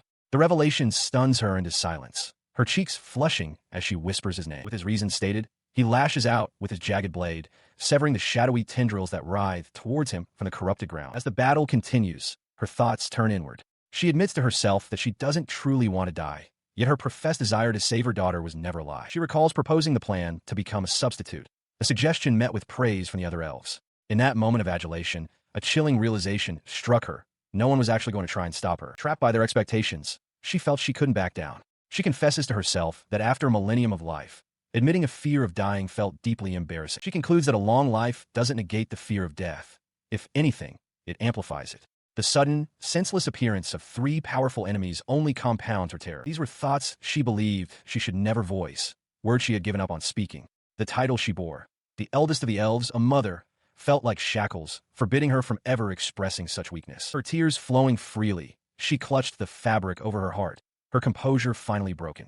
With a voice thick with emotion, she asked if it was truly permissible for someone like her to finally say the words, "Help me." Before she could even finish the thought, the masked swordsman's voice cut through the air with absolute certainty. "Of course," he shouted, urging her to ask for help as much as she needed, to hold nothing back. His words reached her. A single tear traced a path down her cheek as she found her resolve, her expression hardening with a decision made. In that instant, her voice, now clear and powerful, echoed across the battlefield. "Help me, Demo-chan," she cried out, a plea that solidified the swordsman's grim determination. The elf guard mocks the masked swordsman, calling his efforts pathetic. He sneers, telling him to abandon Tiara, dismissing her as a 1,000-year-old crone. Enraged by the insult, the swordsman lunges forward, but his attack is effortlessly parried. As their blades connect, a strange effect takes hold. The elf's long hair suddenly hardens like stone and shatters. The masked swordsman stares in shock, bewildered by the unexpected phenomenon. The elf guard glances at his own hand, where a glowing sigil has manifested on his palm. He smirks, remarking to himself how convenient elven techniques can be. He declares that the fight is over now that he has made contact. A powerful force erupts from his palm, striking the swordsman squarely in the throat. The swordsman lets out a choked gasp, his eyes wide with pain and surprise as the elf's hand constricts around his neck. He is thrown backward by the impact, tumbling helplessly over the edge of a cliff. The elf guard watches him fall, muttering a dismissive oops. From a distance, Tiara cries out his name in alarm as his body crashes into the ground below with a cloud of dust and debris. The elf guard laughs heartily at the sight. He mocks the swordsman's pathetic end after all his big talk, while Tiara kneels by the fallen man's side, her expression filled with concern. He inspects his hand, sensing the magic he has just absorbed. He finds the amount disappointing. Though the quality is good, the total quantity is far less than he expected. While the elf guard stands puzzled, the swordsman's eyes open. He thinks to himself that this outcome is exactly what he anticipated. He recognizes the forbidden, soul-draining spell, having witnessed it many times. The reason for the low yield, he realizes, is because he had compressed his magic beforehand. He continues his explanation, acknowledging the elf guard's overwhelming absorption power. However, he points out its critical flaw. The guard's own capacity is limited, and any excess magic he absorbs is simply expelled into the air from his right arm. His lesson continues, recalling a moment with Tiara. The choice to absorb or expel magic isn't automatic, but is based on an estimation of the incoming power. He then poses a chilling question to the elf. What happens if the magic one judges they can absorb suddenly swells in volume? He then reveals his specific tactic. Being quite skilled at magic control, he had compressed a portion of his own magic inside his body during their battle. The elf guard can only stare in wide-eyed confusion. He mocks the elf's short-sightedness. Without noticing the setup, the guard had tried to absorb the tiny, compressed point of magic, foolishly taking it all in instead of expelling it. The elf guard stammers, unable to process what he is hearing as the veins on his arm bulge. With the explanation complete, his expression hardens. He clenches his fist and declares that he will now release the compression. The release is instantaneous. The elf guard's arm, saturated with the now expanding magic, swells grotesquely as the immense power destabilizes within his flesh. The unstable energy erupts in a blinding flash. The sheer force of the internal detonation hurls the elf guard backward, sending him flying through the air. In the aftermath of the blast, the elf guard screams in agony, clutching the ruined stump of his right arm. His strongest soul drain has been destroyed. As he writhes, the winged girl, Pena, appears and drapes a coat over the swordsman, who reveals he had pre-stored her mana in his demon sword. He turns his head slightly, his sharp gaze fixed on his defeated opponent, a bead of sweat tracing a path down his temple. Meanwhile, the elf guard kneels on the ground, defeated and muttering in disbelief. He laments that if only he had absorbed the old elf hag, everything would have worked out. Just then, an unseen voice calls out to him. His defeat was absolute. The masked swordsman stood over him, his voice laced with menace, questioning why the guard was still calling Tiara Mama an old hag. The elf could only stammer in response, his eyes wide with fear. He immediately broke down, apologizing profusely and begging for forgiveness. In a desperate attempt to appease his tormentor, he promised that from now on, he would properly refer to her as Tiara Mama, just as the swordsman did. His promise, however, only enraged the swordsman further. With a furious roar, he delivered a powerful kick directly to the elf's face, shouting that he didn't dare call her Mama. As the guard was sent flying, the winged girl watched from the side, remarking with a hint of amusement that she was starting to feel a bit sorry for him.